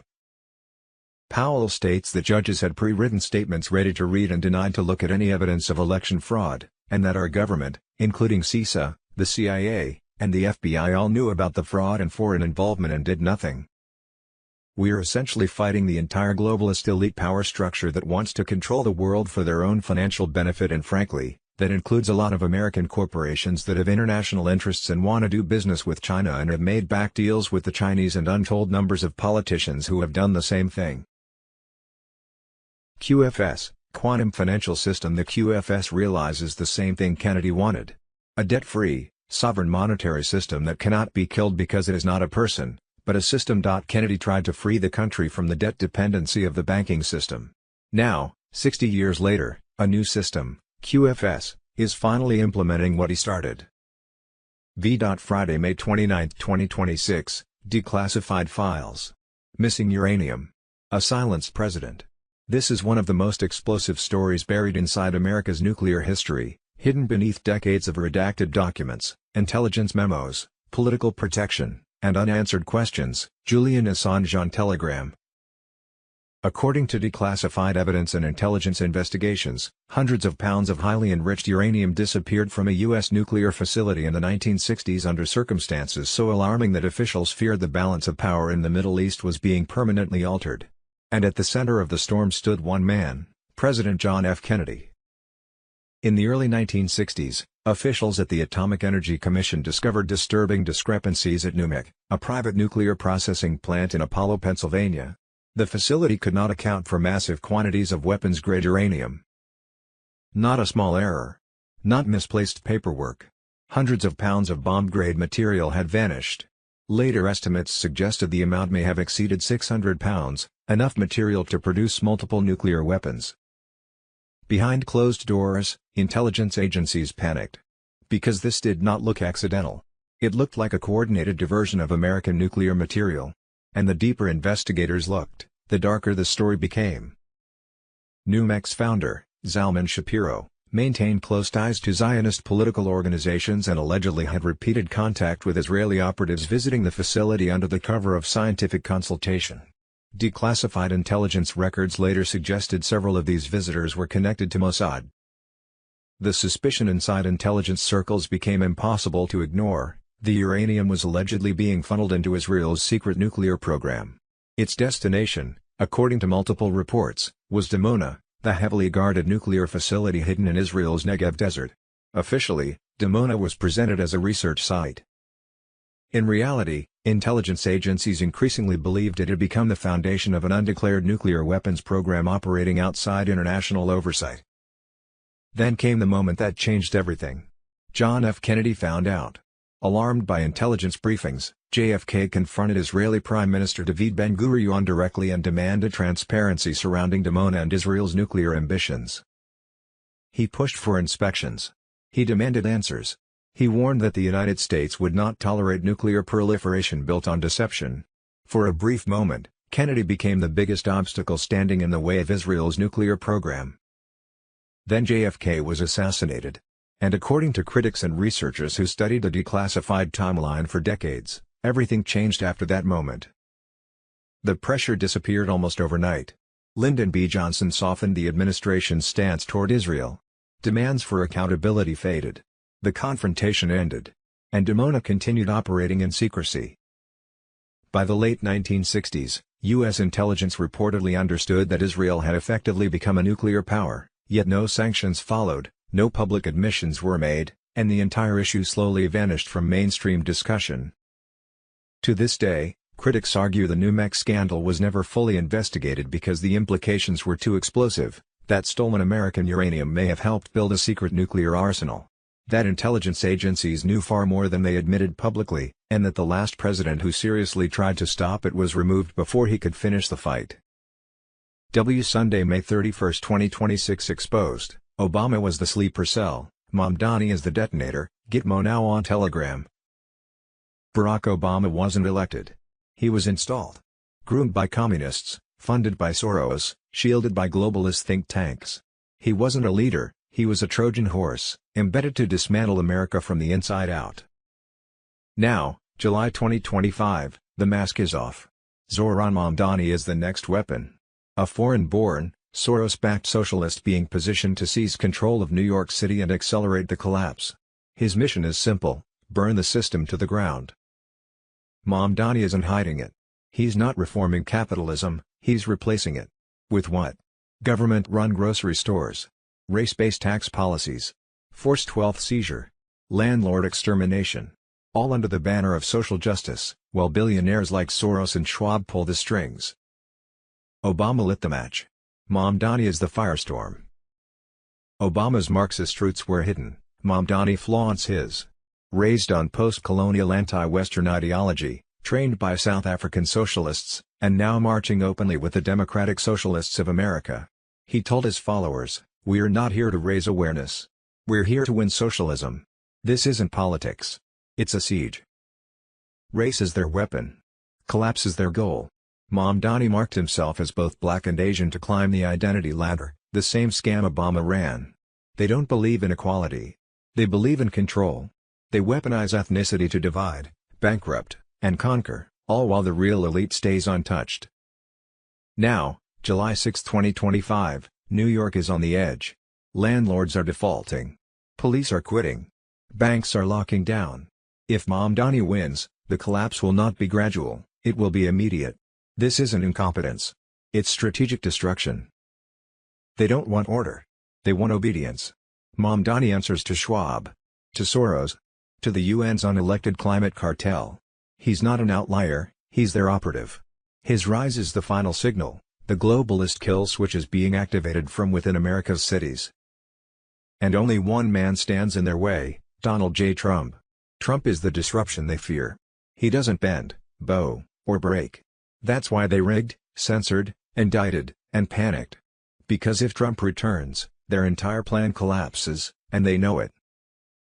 Sunday, May 31, 2026, the FBI has confirmed that a Charlotte, NC hotel hired a security team of 15-time arrested convicted felons who dealt fentanyl, cocaine, and guns, in their uniforms at the hotel, the Punisher on Telegram.